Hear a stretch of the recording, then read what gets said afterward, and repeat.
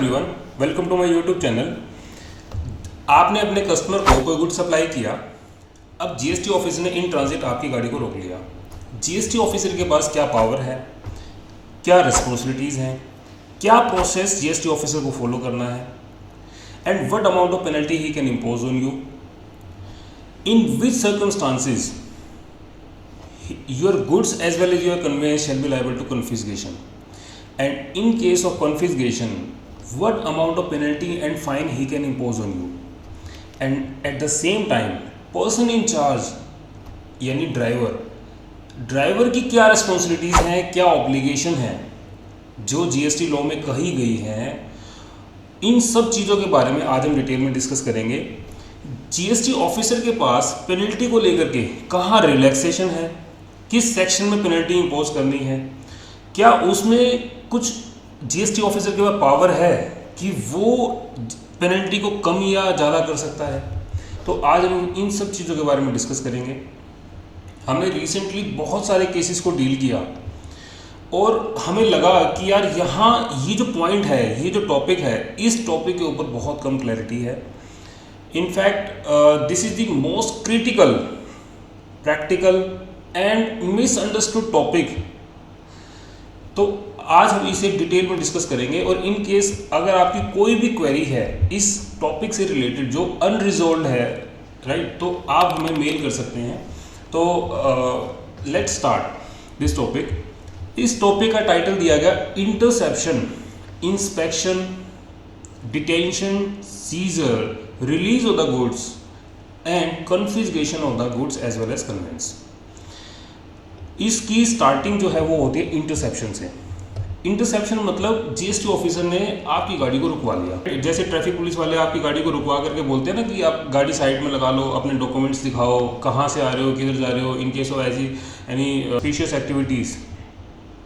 तो अब GST officer ने आपकी गाड़ी को रुकवा लिया। रुकवाने का मतलब इंटरसेप्शन। ये जो पॉइंट है ना, जीएसटी ऑफिसर ने आपकी गाड़ी को हाथ दिया और बोला कि साइड में लगाओ, डॉक्यूमेंट्स दिखाओ। अब स्टार्टिंग ही यहीं से है। तो अब हमने ये देखना है कि इस टॉपिक की स्टार्टिंग कहाँ से हुई, राइट।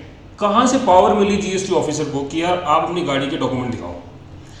ये पावर मिली सेक्शन 68 से, सेक्शन 68 ऑफ सीजीएसटी। अगर इंटर स्टेट मूवमेंट है वहाँ पर पावर मिली section 20 of the IGST act. अब हम पॉइंट पे आते हैं कि यार जीएसटी ऑफिसर के पास जो पावर है रुकवाने की, पेनल्टी लगाने की, और हम एक बार ये भी देखते हैं कि सेक्शन 129 में जहाँ पर जीएसटी ऑफिसर को कहा गया कि इन ट्रांजिट अगर आपको कोई भी कॉन्ट्रावेंशन लगती है, कोई भी डिस्क्रिपेंसीज नज़र आती है, तो you can impose the penalty under section 129। तो 129 की एक बार ओपनिंग लाइन को देखते हैं कि ओपनिंग लाइन क्या कहती है।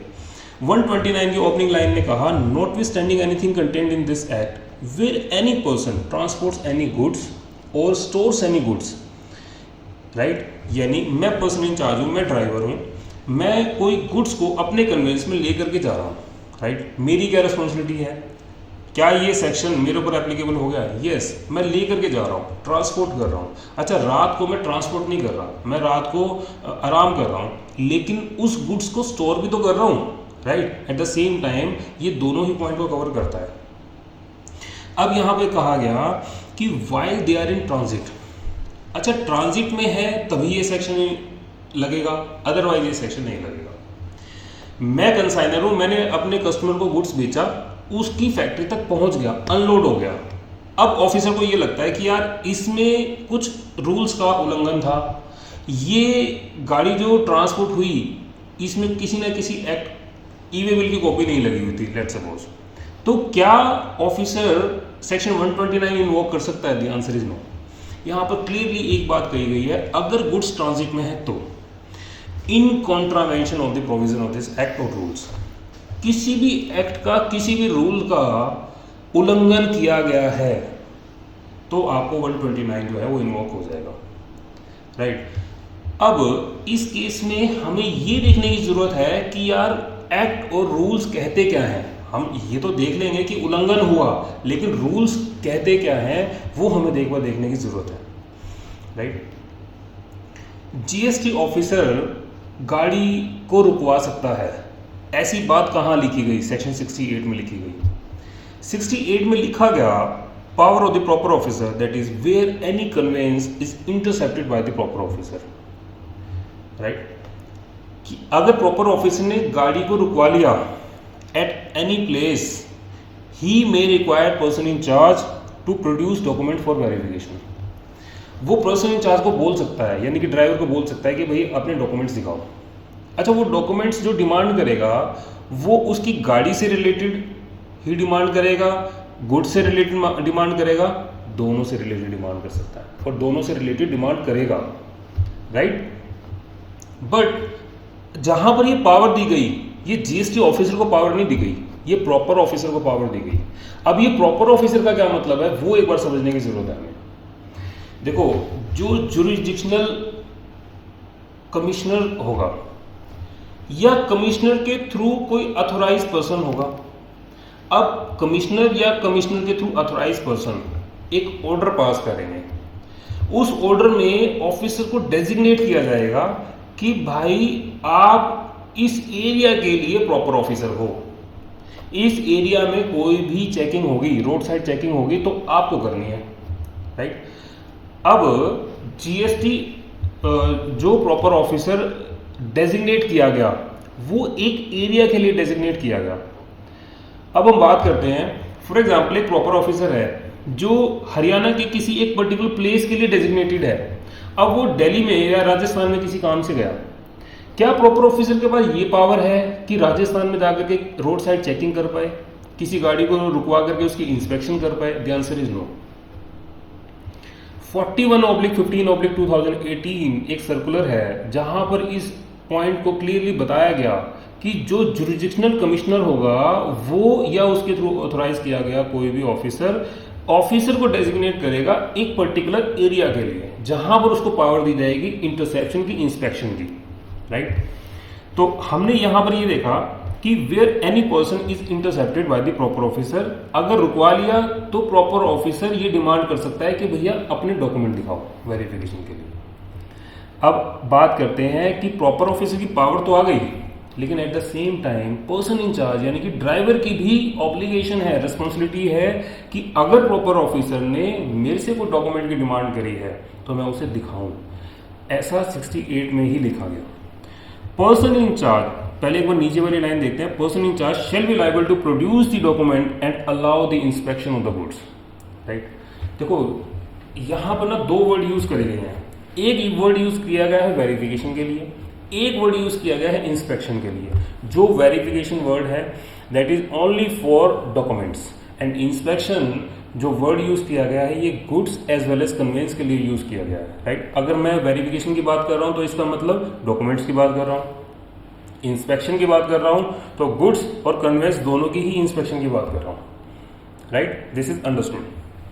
अब हम बात करते हैं कि अब ऑफिसर ने रुकवा लिया, ये भी हमने देख लिया, पावर आ गई।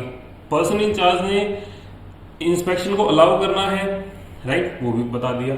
अब ये देखते हैं कि 68 ने एक बात और बोली कि person in charge of the conveyance यानी driver shall carry such documents as may be prescribe.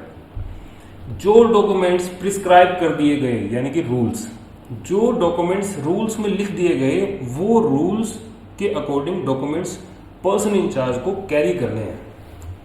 अब हम देखते हैं कि प्रॉपर क्या क्या डॉक्यूमेंट्स ऐसे हैं जो रूल्स में बता दिए गए कि पर्सन इन चार्ज को कैरी करने हैं इन ट्रांजिट। क्या इन ट्रांजिट मुझे एलआर की कॉपी, बिल्टी की कॉपी ये भी मुझे कैरी करना है? अगर मैंने कैरी नहीं किया कि तो जीएसटी ऑफिसर या प्रॉपर ऑफिसर जो है क्या मेरे ऊपर पेनल्टी इंपोज कर सकता है? The answer is no. एक सेट स्टैंडर्ड डॉक्यूमेंट्स की बात करी गई है रूल 138A में। रूल 138 बेसिकली कहता क्या है उसकी एक बार हेडिंग देखते हैं। Rule 138A says documents and devices to be carried by a person in charge of the conveyance. ठीक है, कुछ डॉक्यूमेंट्स हैं जो उसे कैरी करने हैं, राइट? अब उसकी बात करते हैं। ये प्रॉपर ऑफिसर की हमने बात कर ली, अपॉइंटमेंट कैसे होगा, क्या उसका जुरिस्डिक्शन एरिया होगा वो हमने देख लिया। अब हम बात करते हैं required document for goods in movement. देखो हमने इसे दो पार्ट्स में कैटेगराइज किया है। फर्स्ट वन इज अगर गुड्स की मूवमेंट हो रही है, वो गुड्स की मूवमेंट हो रही है डोमेस्टिक, चाहे तो वो इंट्रास्टेट हो चाहे वो इंटरस्टेट हो, राइट। अगर इंटरस्टेट और इंट्रास्टेट की मूवमेंट है और वो मूवमेंट टैक्सेबल गुड्स की है, राइट। अभी हम बात करते हैं टैक्सेबल गुड्स के रिस्पेक्ट में। टैक्सेबल गुड्स की मूवमेंट हो रही है तो वहां पर क्या चाहिए, टैक्स इनवॉइस चाहिए प्लस ई वे बिल की कॉपी चाहिए। तो अब टैक्स इनवॉइस की रिक्वायरमेंट आ गई प्लस ई वे बिल की रिक्वायरमेंट आ गई। ई वे बिल कब बनेगा, ऐसा रूल 138 ने बताया। ई वे बिल इंटरस्टेट मूवमेंट के रिस्पेक्ट में कब बनेगा, अगर वैल्यू जो है वो 50,000 से ज़्यादा है, राइट। और सभी गुड्स के रिस्पेक्ट में बनेगा, कुछ एग्जेम्प्टेड गुड्स को छोड़ करके, कुछ लिस्ट ऑफ गुड्स को छोड़ करके। अदरवाइज सभी गुड्स के रिस्पेक्ट में अगर एक स्टेट से दूसरी स्टेट में गुड्स जा रहा है तो उस केस में you will have to generate the e way bill copy, right. अब ई वे बिल जो बनेगा, अच्छा अगर इंट्रा स्टेट मूवमेंट है, राइट, इंट्रा स्टेट मूवमेंट है तो वैल्यू जो है वो स्टेट गवर्नमेंट के पास पावर है कि उस वैल्यू को कम किया जा सकता है, राइट। तो उसमें प्लस माइनस किया जा सकता है, कुछ गुड्स को रिलैक्स किया जा सकता है। जैसे दिल्ली में, बिहार में 1 लाख रुपए की लिमिट है, अगर आप 1 लाख रुपए से नीचे की गुड्स की मूवमेंट हो रही है तो उस केस में आपको ई वे बिल की कॉपी की रिक्वायरमेंट नहीं है। एंड अगर मैं गोवा की बात करूं तो 22 गुड्स से रिलेटेड ही आपको ई वे बिल जनरेट करना है। अदरवाइज इस गुड्स की लिस्ट से बाहर अगर कोई गुड्स की मूवमेंट कर रहे हो तो आपको ई वे बिल की कॉपी नहीं चाहिए। सेम लाइक हिमाचल प्रदेश, वहां पर 17 गुड्स की लिस्ट दी गई है। और गुजरात में तो इंट्रा सिटी मूवमेंट, चाहे तो 25 लाख रुपए की अगर आप गाड़ी भेज रहे हो तो अगर वो इंट्रा सिटी मूवमेंट है तो आपको ई वे बिल की कॉपी की रिक्वायरमेंट ही नहीं है, राइट। तो अब हम बात करते हैं कि टैक्सेबल गुड्स है और सप्लाई का केस है, राइट, सप्लाई का केस है। तो वहां पर क्या चाहिए आपको, टैक्स इनवॉइस चाहिए प्लस ई वे बिल की कॉपी चाहिए। अब हम बात करते हैं कि टैक्स इनवॉइस जो चाहिए प्लस ई वे बिल की कॉपी चाहिए। अगर टैक्स इनवॉइस किसी कंसाइनर के ऊपर ई वे बिल रूल्स एप्लीकेबल हैं तो उसे टैक्स इनवॉइस की जो बनाना है वो ई वे एक स्कैन कोड के रूल से जो जनरेट होकर के आता है वो ई इनवॉइस ही वहाँ पर की रिक्वायरमेंट है। अच्छा, अगर ई वे बिल आपने जनरेट कर रखा है, क्या आपको फिजिकल कॉपी लेकर के चलने की जरूरत है? The answer is no.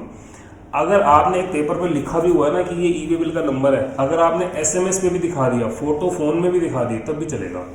अच्छा, ई इनवॉइस सेम लाइक कि अगर आपको ऐसा नहीं है कि आपको फिजिकली कॉपी लेकर के चलने की जरूरत है, ऐसा कुछ नहीं है, ठीक है। अब हम बात करते हैं कि other than supply, taxable goods other than supply. यहां पर रूल 55 में एक बात कही गई, देखो जो मेरे पर्सनल एक्सपीरियंसेस है ना वो भी मैं आपको साथ साथ शेयर करता हुआ चलता हूं। यहां पर रूल 55 में एक बात कही गई कि डिलीवरी चलान जो होगा ना यहां पर सफिशिएंट है कि अगर आप टैक्स इनवॉइस रेज नहीं कर रहे तो आप डिलीवरी चलान कर रहे हो तो काम चल जाएगा, लेकिन डिलीवरी चलान के साथ साथ आपको ई वे बिल की कॉपी चाहिए या नहीं चाहिए, ऐसा रूल 138 में कहा गया। कुछ केसेस हैं जहां पर मैंडेटरी आपको ई वे बिल की कॉपी चाहिए, ठीक है। अब रूल 55 में डिलीवरी चलान से काम चल जाएगा, ऐसा सिर्फ 4 ही सिचुएशंस में को एनालाइज किया गया, विजुअलाइज किया गया, और उसी 4 सिचुएशन में ही कहा गया कि भाई अगर आप डिलीवरी चलान होल्ड कर रहे हो इंस्टेड ऑफ टैक्स इनवॉइस तो काम चल जाएगा। वो 4 सिचुएशन कौन कौन सी है पहले तो वो समझते हैं। Liquid gas supply, right, when quantity at the time और removal from the supplier place is not known, right. यहाँ पर कंसाइनर है, कंसाइनी के पास माल जा रहा है, क्या जा रहा है, लिक्विड गैस जा रही है। मेरे यहाँ से जब माल जा रहा है तो मुझे नहीं पता कि क्वांटिटी कितनी है, प्रोविजनली मुझे पता है, राइट। इस केस में मुझे अलाउ किया गया कि आप डिलीवरी चलान में माल भेज सकते हो। Second case is job work transportation. मैं प्रिंसिपल हूँ, मैं अपने जॉब वर्कर को कोई भी इनपुट भेज रहा हूँ, कोई सेमी फिनिश गुड्स भेज रहा हूँ एंड कोई भी कैपिटल गुड्स भेज रहा हूँ और जॉब वर्कर से कोई भी माल मैं ले रहा हूँ, राइट। अब इस केस में डिलीवरी चलान से काम चल जाएगा, no need to generate the tax invoice, right, because this is not the case of supply actually, right. And third case is non supply movement. भाई मेरी मशीन थी, मेरा एक जनरेटर है, कोई भी रिपेयरिंग के लिए मैं अपना जनरेटर भेज रहा हूँ, कोई मशीन भेज रहा हूँ, राइट। तो उस केस में this is not the case of supply, तो आपको डिलीवरी चालान से काम चल जाएगा। एग्जीबिशन के लिए कोई माल जा रहा है, राइट, मेरे प्रिंसिपल प्लेस ऑफ बिजनेस से मेरे एडिशनल प्लेस ऑफ बिजनेस में कोई माल जा रहा है, तो आपका डिलीवरी चालान से काम चल जाएगा अगर वो सप्लाई नहीं है तो। And fourth case is notified supply, कि जहां पर बोर्ड कुछ सप्लाईज को नोटिफाई करे कि हाँ अब इस केस में आपका डिलीवरी चालान से काम चल जाएगा, टैक्स इनवॉइस जनरेट करने की जरूरत नहीं है, राइट। तो ब्रॉडली हमने ये देखा कि डॉक्यूमेंट्स क्या क्या चाहिए। डॉक्यूमेंट्स चाहिए, टैक्स इनवॉइस चाहिए, अगर सप्लाई का केस है तो टैक्स इनवॉइस प्लस ई वे बिल की कॉपी चाहिए। अगर टैक्स इनवॉइस का ये सप्लाई का केस नहीं है तो उस केस में डिलीवरी चालान प्लस ई वे बिल की कॉपी चाहिए, राइट। अब एक बात हमको 55 दोबारा देखने की जरूरत है, जहां पर मुझे अपना एक एक्सपीरियंस शेयर करना। यहाँ पर डिलीवरी चालान इशू होगा, राइट। रूल 55 ने कहा कि इन 4 सिचुएशंस में अगर आपका केस फॉल करता है तो आप अपना डिलीवरी चालान बनाइए और उसके बेस पे आपने ई वे बिल की कॉपी निकालो और अपना माल भेज दो। अच्छा, एक बात हमको ये देखने की ज़रूरत है कि भाई इस डिलीवरी चालान में क्या क्या होना चाहिए। नेम, आपका date and number of the delivery challan, name, address, GST number of the consignor and same like consignee अगर अवेलेबल है तो, HSN code, quantity, taxable value and 7th point is tax amount and tax rate. देखो यहाँ पर हमारे पास एक case आया जहां पर जीएसटी ऑफिसर ने कहा कि यार आपके डिलीवरी चालान के ऊपर ना टैक्स रेट नहीं है, टैक्स अमाउंट नहीं है, राइट। तो हम अब जीएसटी ऑफिसर ने उसकी पेनल्टी हमारे को इम्पोज कर दी। लेकिन हमने जब उनसे रिक्वेस्ट करी, जब उनको दिखाया, जब उनको बताया कि यार रूल 55 बेसिकली क्या कहता है, उसको एक बार दोबारा रीड करते हैं। वहां पर लिखा गया tax rate and tax amount, जहां पर लिखा गया central tax, state tax, integrated tax, union territory tax और cess where transportation is for supply to the consignee. Sir हमारा तो केस सप्लाई का है ही नहीं ना सर। मेरा जॉब वर्क का केस है, मैं आपको डॉक्यूमेंट्स भी इनफैक्ट दिखाऊंगा जहां पर हमारा बेसिकली क्या था, डिलीवरी चालान का केस था। मैंने अपने जॉब वर्कर के पास माल भेजा, वो जॉब वर्कर से प्रिंसिपल के पास दोबारा मूवमेंट हो रही है और साथ में लेबर चार्जेस का टैक्स इनवॉइस भी रेज करके प्लस डिलीवरी चालान के बेस पे ई वे बिल भी जनरेट था। लेकिन अब ऑफिसर ने क्या कहा कि नहीं जी, आपको इसके ऊपर टैक्स रेट भी डालना चाहिए था, टैक्स अमाउंट भी डालना चाहिए था। Sir this is not the case of supply, job work movement is not covered under supply provisions. अब नेक्स्ट देखते हैं जहां पर हमने देखा कि डोमेस्टिक मूवमेंट है अगर टैक्सेबल गुड्स की, और वो टैक्सेबल गुड्स की मूवमेंट है, एक मूवमेंट हो सकती है सप्लाई की, एक मूवमेंट हो सकती है अदर देन सप्लाई की। लेकिन अब हम बात करते हैं टैक्सेबल गुड्स की जगह मेरे अगर एग्जेम्प्टेड गुड्स हैं तो, राइट। मैं कंसाइनर हूँ, मैं अपने कंसाइनी को, मेरा चावलों का काम है, राइट, मैं राइस की मूवमेंट करा रहा हूँ तो, लेकिन मैं जीएसटी में रजिस्टर्ड हूँ। अब मुझे क्या क्या रूल्स को ध्यान रखना है, क्या मुझे ई वे बिल जनरेट करना है? द आंसर इज नो, आपको ई वे बिल जनरेट नहीं करना, लेकिन जीएसटी लॉ के अकॉर्डिंग आपको बिल ऑफ सप्लाई इशू करना है, राइट। अगर मैं कंपोजिशन डीलर हूँ, मैं अपने कस्टमर को कोई माल भेज रहा हूँ, राइट, तो उस केस में क्या होगा, वहाँ पर मुझे बिल ऑफ सप्लाई इशू करना है, राइट। तो अब यहाँ पर एक्सक्लूसिवली लिखा गया कि यार डोमेस्टिक मूवमेंट के केस में एग्जेम्प्टेड गुड्स है अगर आपके, तो bill of supply plus E way bill, ये ई वे बिल नहीं आएगा, राइट। तो आपको सिर्फ बिल ऑफ सप्लाई भी अगर आप होल्ड कर रहे हैं तो उससे भी काम चल जाएगा। अब हम बात करते हैं इंपोर्टेड गुड्स। अगर मैंने लेट से चाइना से कोई गुड्स इंपोर्ट किया, कस्टम वालों के पास मेरा माल रखा है, अब मैं गुड्स को क्लियर करा रहा हूँ, कस्टम से अपनी फैक्ट्री में प्रीमाइस पे लेकर के आ रहा हूँ, तब उस केस में मुझे क्या करना है, मुझे इनवॉइस की कॉपी चाहिए, मुझे ई वे बिल की कॉपी चाहिए, प्लस एडिशनली मुझे क्या चाहिए, मुझे चाहिए बिल ऑफ एंट्री, राइट, जहां पर मैं डिक्लेयर कर रहा हूं कि मैं ये गुड्स को जो है मैं इंपोर्ट करके लेकर के आया हूं। अब वहां पर मुझे आईजीएसटी पे करना है, मैंने आईजीएसटी पे कर दिया। सर हमने देखा कि हमें ना इनवॉइस जनरेट करना है, इनवॉइस कैरी करना है एक्चुअली। अब इनवॉइस जो कैरी करूंगा, इनवॉइस के भी कुछ रूल्स हैं, वो भी हमको यहाँ पे देखने की जरूरत है कि यार इनवॉइस के रूल्स बेसिकली क्या कहते हैं। यहाँ पर रूल 48 में ऐसा कहा गया कि अगर आप टैक्स इनवॉइस रेज कर रहे हो, राइट, तो आपको क्या करना पड़ेगा, अगर आप गुड्स के रिस्पेक्ट में टैक्स इनवॉइस रेज कर रहे हो, ऐसा भी हो सकता है, अच्छा ऐसा भी हो सकता है मैं सर्विसेज के रिस्पेक्ट में अपना टैक्स इनवॉइस रेज कर रहा हूँ।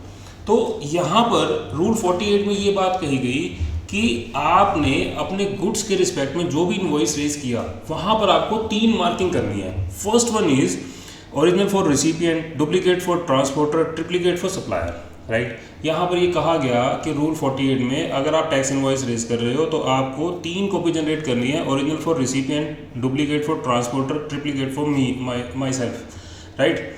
अब यहाँ पर ये बात कही गई कि अगर आप सर्विसेज के रिस्पेक्ट में टैक्स इनवॉइस रेज कर रहे हैं तो वहाँ पर आपको 2 कॉपी, क्योंकि ट्रांसपोर्टर इन्वॉल्व नहीं है। और इस केस में अगर मैं गुड्स की मूवमेंट की बात करूँ जहाँ पर रोड साइड चेकिंग हो रही है, यहाँ पर सर्विसेज का केस एप्लीकेबल नहीं है तो हम इसे डिस्कस नहीं करते। बट येस, आपको 2 कॉपी यहाँ पर मैंडेटली जनरेट जो है मार्किंग करनी पड़ेगी। अच्छा, अब मैं बात करता हूँ अगर केस है ई इनवॉइस का, राइट, अगर केस है ई इनवॉइस का तो भी क्या मुझे 3 कॉपी जनरेट करनी है? The answer is no. अब आपको कोई भी कॉपी मेंटेन करने की जरूरत नहीं है। जो मार्किंग करने की जरूरत थी ना वो सिर्फ अदर देन ई इनवॉइस के केस में थी। अब आपको मार्किंग करने की जरूरत नहीं है अगर आप ई इनवॉइस जनरेट कर रहे हैं तो, राइट। अच्छा, अब एक क्वेश्चन, एक क्वेरी, सर मैंने ई इनवॉइस जनरेट किया, राइट। अच्छा, एक क्वेरी ये है कि भाई मैंने टैक्स इनवॉइस जनरेट किया, रास्ते में रोड साइड चेकिंग हुई, जीएसटी ऑफिसर प्रॉपर ऑफिस ने गाड़ी रोकी, उसने इनवॉइस की कॉपी देखी और उसमें लिखा हुआ था सर ओरिजिनल फॉर, ऐसा तो कुछ नहीं लिखा हुआ था, एक ही टैक्स इनवॉइस की कॉपी थी प्लस ई वे बिल की कॉपी थी प्लस एलआर की कॉपी थी। और ऑफिसर क्या इस केस में इस मार्किंग की वजह से आपके ऊपर पेनल्टी इम्पोज कर सकता है? द आंसर इज यस, कर सकता है, क्योंकि आपने रूल का उल्लंघन किया, राइट। रूल का उल्लंघन किया। रूल ने क्या कहा? 48, रूल 48 ने क्या कहा कि आपको मार्किंग करनी है। अब देखो यार, देखो ये है तो सुनने में बहुत अटपटा, बहुत स्ट्रिक्ट रूल बेसिकली हम इसको बोलेंगे। अच्छा, यहाँ पे जीएसटी ऑफिसर ये कह सकता है कि यार आपने सिर्फ, सब कुछ है, आपका इनवॉइस है, आपका ई वे बिल की कॉपी है, सब कुछ है, लेकिन मार्किंग नहीं है। चल यार, आपकी पेनल्टी 200% पेनल्टी की जगह ना मैं आपको 10,000 रुपये की, 20,000, 50,000 रुपये की पेनल्टी लगा सकता हूँ। Can he do so? The answer is no. Penalty जो 129 में लगेगी, जहाँ पर इक्विवेलेंट टू वर्ड यूज़ किया गया है, इसका मतलब मैंडेटरली उतनी ही लगेगी, उससे ना कम ना ज़्यादा, चाहे केस छोटा है चाहे केस बहुत बड़ा है, राइट। अब वहाँ पर पेनल्टी इंपोज होगी सेक्शन 129 के अकॉर्डिंग। लेकिन अब हमने ये देखा था 129 में क्या लिखा हुआ था? इन contravention of the provision of this act or rules, यानी कि एक्ट और रूल का उल्लंघन किया गया।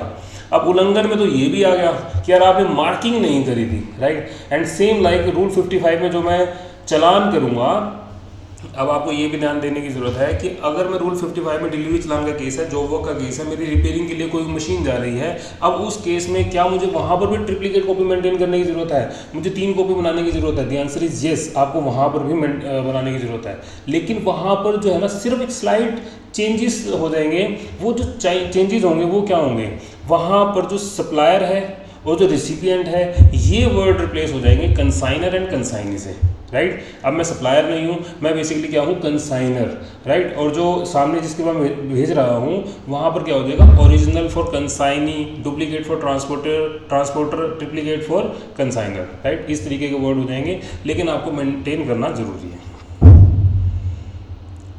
ये हमने देख लिया, डिलीवरी चालान हमने देख लिया। डिटेंशन एंड सीजर, जहाँ पर लिखा गया under section 129, notwithstanding anything contained in this act where any person transport any goods or stores any goods while they are in transit in contravention of the provision of this act or rules made thereunder, all such goods and conveyance used as a means of transport for carrying the said goods document relating to such goods and conveyance shall be liable to detention and seizure।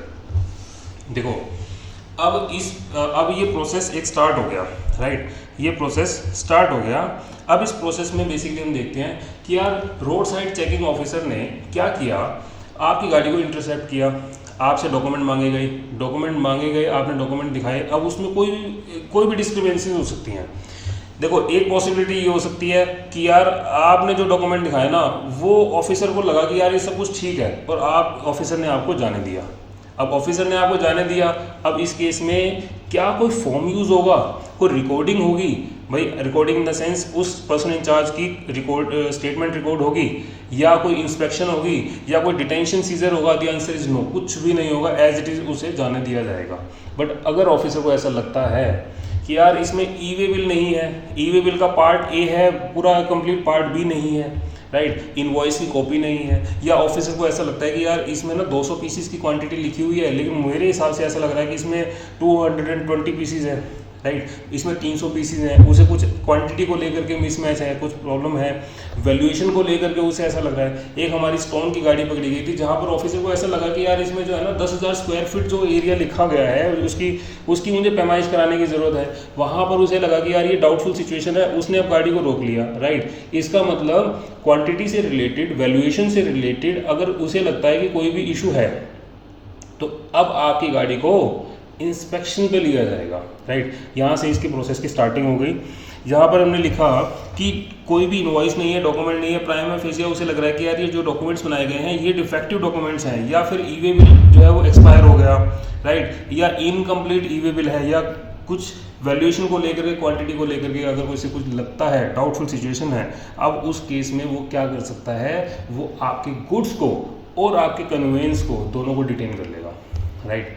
अब detain कर लेगा मतलब कि क्या वो detain ही कर लेगा? The answer is no. एक प्रोसेस फॉलो करेगा, राइट, उसकी इंस्पेक्शन करेगा, राइट। अब वो इंस्पेक्शन के लिए प्रोसेस स्टार्ट कर देगा। नीचे हमने लिखा both goods and conveyance are liable for detention and seizure until specified penalty is paid following prescribed procedure.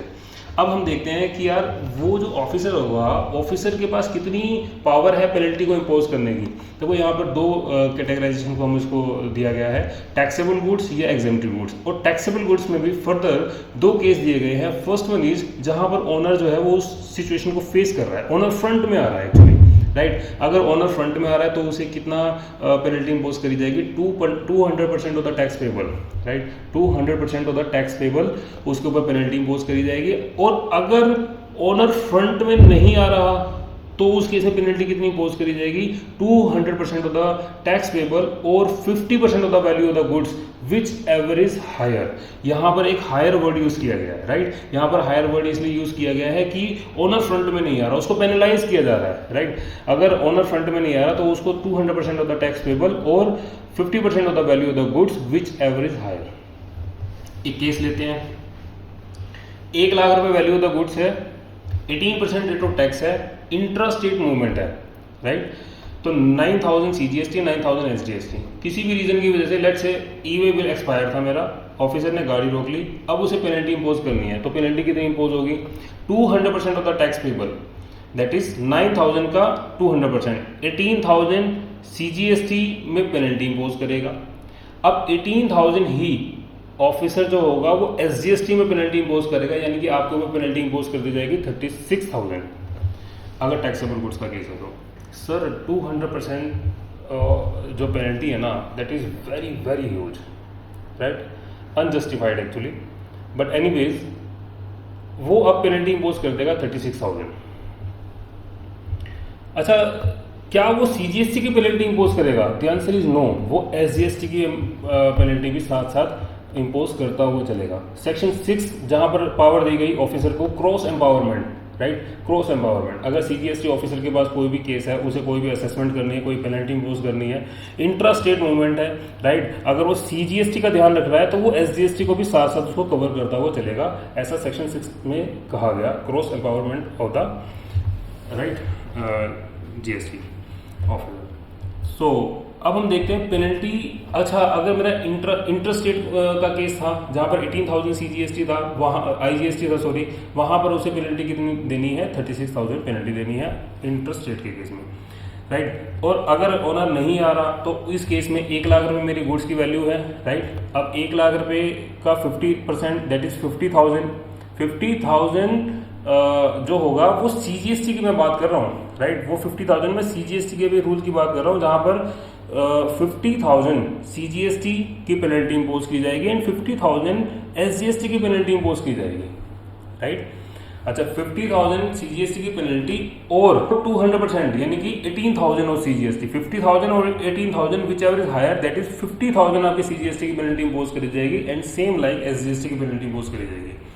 अब केस अगर एग्जेम्प्टेड गुड्स का है, जैसे मैंने एक राइस का एग्जांपल दिया था, वहां पर उसके बाद बिल ऑफ सप्लाई नहीं है, बिल ऑफ सप्लाई से रिलेटेड कुछ जो उसने बिल ऑफ सप्लाई डॉक्यूमेंट था उससे रिलेटेड क्वांटिटी मैच नहीं कर रही या कोई भी इशू है, तो वहां पर उसे पेनल्टी कितनी इंपोज करनी है? वहां पर लोअर वर्ड यूज किया गया है, राइट, वहां पर लोअर वर्ड यूज किया गया है। अब क्योंकि एक रूल का उल्लंघन है, कुछ तो पेनल्टी लगानी है, तो वहां पर क्या बोला गया कि 2% of the value of the goods or 25,000 whichever is lower and where owner does not come forward, जहां पर बात कही गई 5% of the value of the goods or 25,000 whichever is lower, यहां पर पेनल्टी लगाई जाएगी, राइट।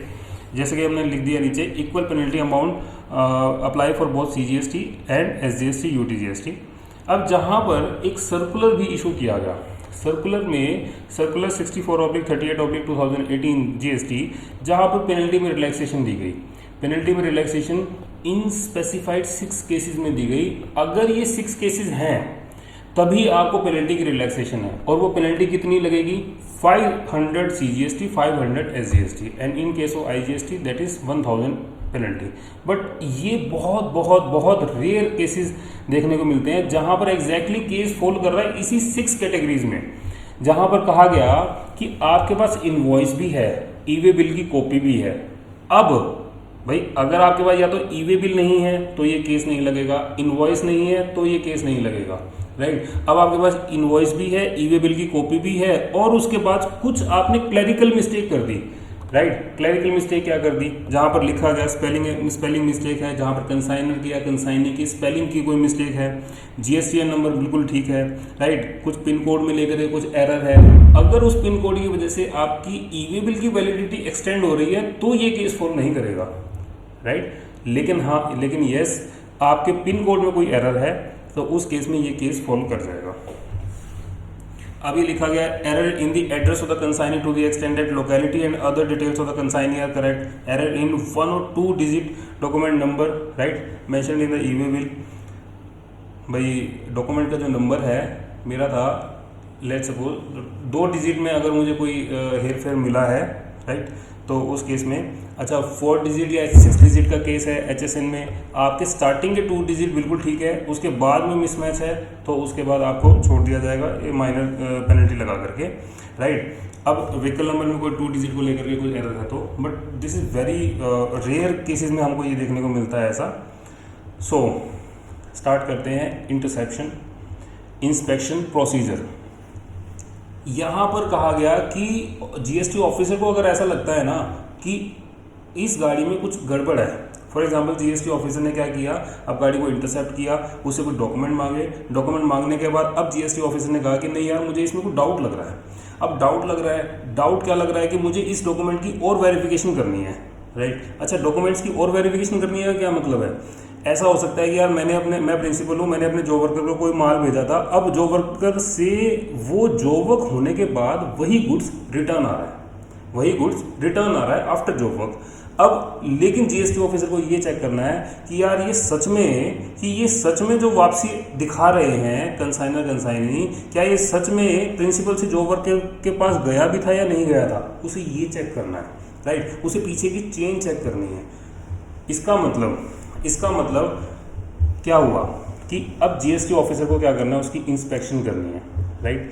उस डॉक्यूमेंट्स की वेरिफिकेशन करनी है, या उस गुड्स की उसे लग रहा है कि यार 200 पीस इसमें लिखा हुआ है, अब उसे लग रहा है कि नहीं यार इसमें पीसीज जो है ना वो बहुत ज़्यादा है, 300 पीसीज हैं उसमें, अब उसे उस गुड्स की इंस्पेक्शन करनी है। अब इंस्पेक्शन सिर्फ गुड्स की करनी है या फिर goods as well as conveyance की करनी है, दोनों ही केसेज यहाँ पे कवर है, राइट। अब GST ऑफिसर क्या करेगा, क्या प्रोसेस फॉलो करेगा? जहाँ पर GST ऑफिसर जो प्रोसेस फॉलो करेगा, अब प्रोसेस स्टार्ट हो गया जहाँ पर पर्सन इंचार्ज यानी कि ड्राइवर की एक स्टेटमेंट रिकॉर्ड करी जाएगी कि सर मैं यहाँ से निकला था, मैं ये माल लेकर के जा रहा हूँ और यहाँ जा रहा हूँ, जहाँ पर मेरा ड्राइविंग लाइसेंस ये है, मेरी गाड़ी का नंबर ये है, मेरा रोड परमिट ये है। इन सब चीज़ों के बारे में पहले तो मुझे कन्वेंस की डिटेल देनी है। अब कन्वेंस की डिटेल देनी है, फिर उसके बाद जो मेरे कन्वेंस के अंदर गुड्स रखा है उसकी डिटेल देनी है कि मैं इस कन्वेंस के अंदर ये आइटम लेके जा रहा हूँ, इतनी क्वांटिटी लेकर के जा रहा हूँ और इसके रिस्पेक्ट में मेरे ये डॉक्यूमेंट्स हैं, राइट। दैट इज MOV01 इस यहाँ पर फॉर्मेट दिया गया MOV01।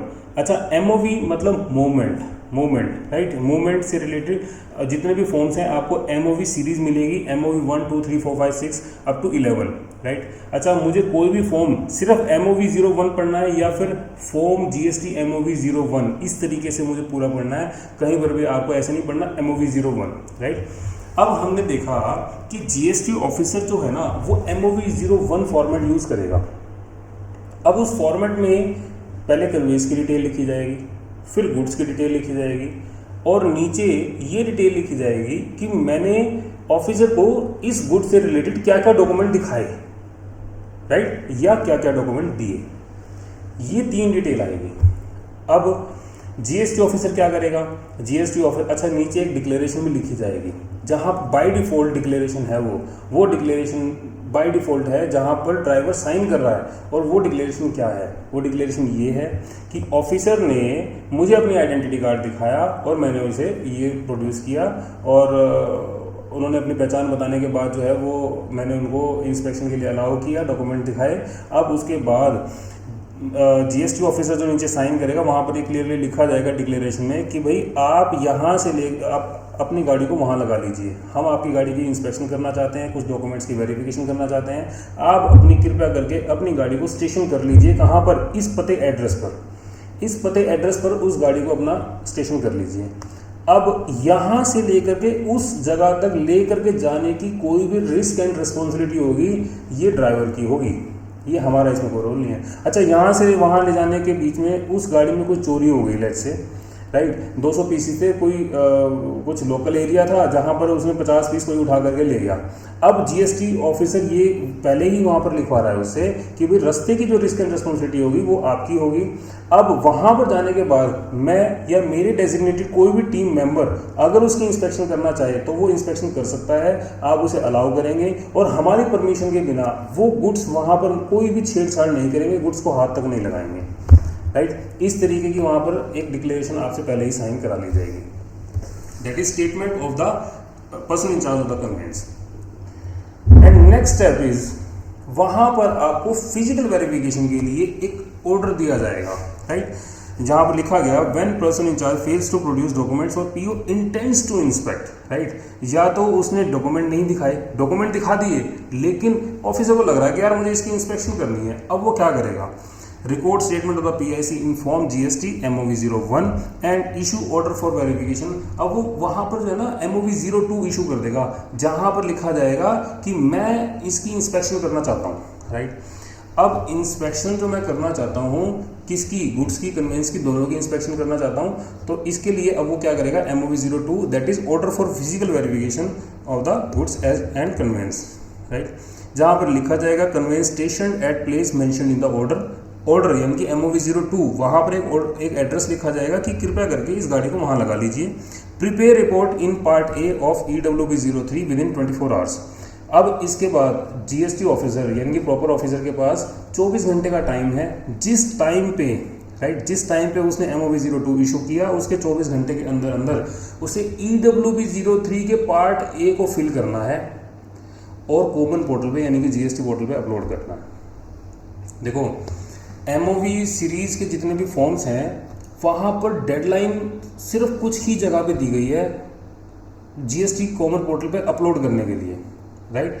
ये भी हम साथ साथ डिस्कस करते चलेंगे। यहाँ पर लोगों ने कहा कि भाई 24 घंटे के अंदर अंदर आपने पार्ट ए फिल करना है, राइट, पार्ट ए को फिल करो। हम अपने किसी क्लाइंट का जहाँ पर पार्ट ए फिल किया गया होगा वो भी हम आपको दिखाएंगे यहाँ पे, राइट। तो वहाँ पर अब 24 घंटे के अंदर अंदर जीएसटी ऑफिसर को उसका पार्ट ए फिल करना है और कॉमन पोर्टल पर अपलोड कर देना है।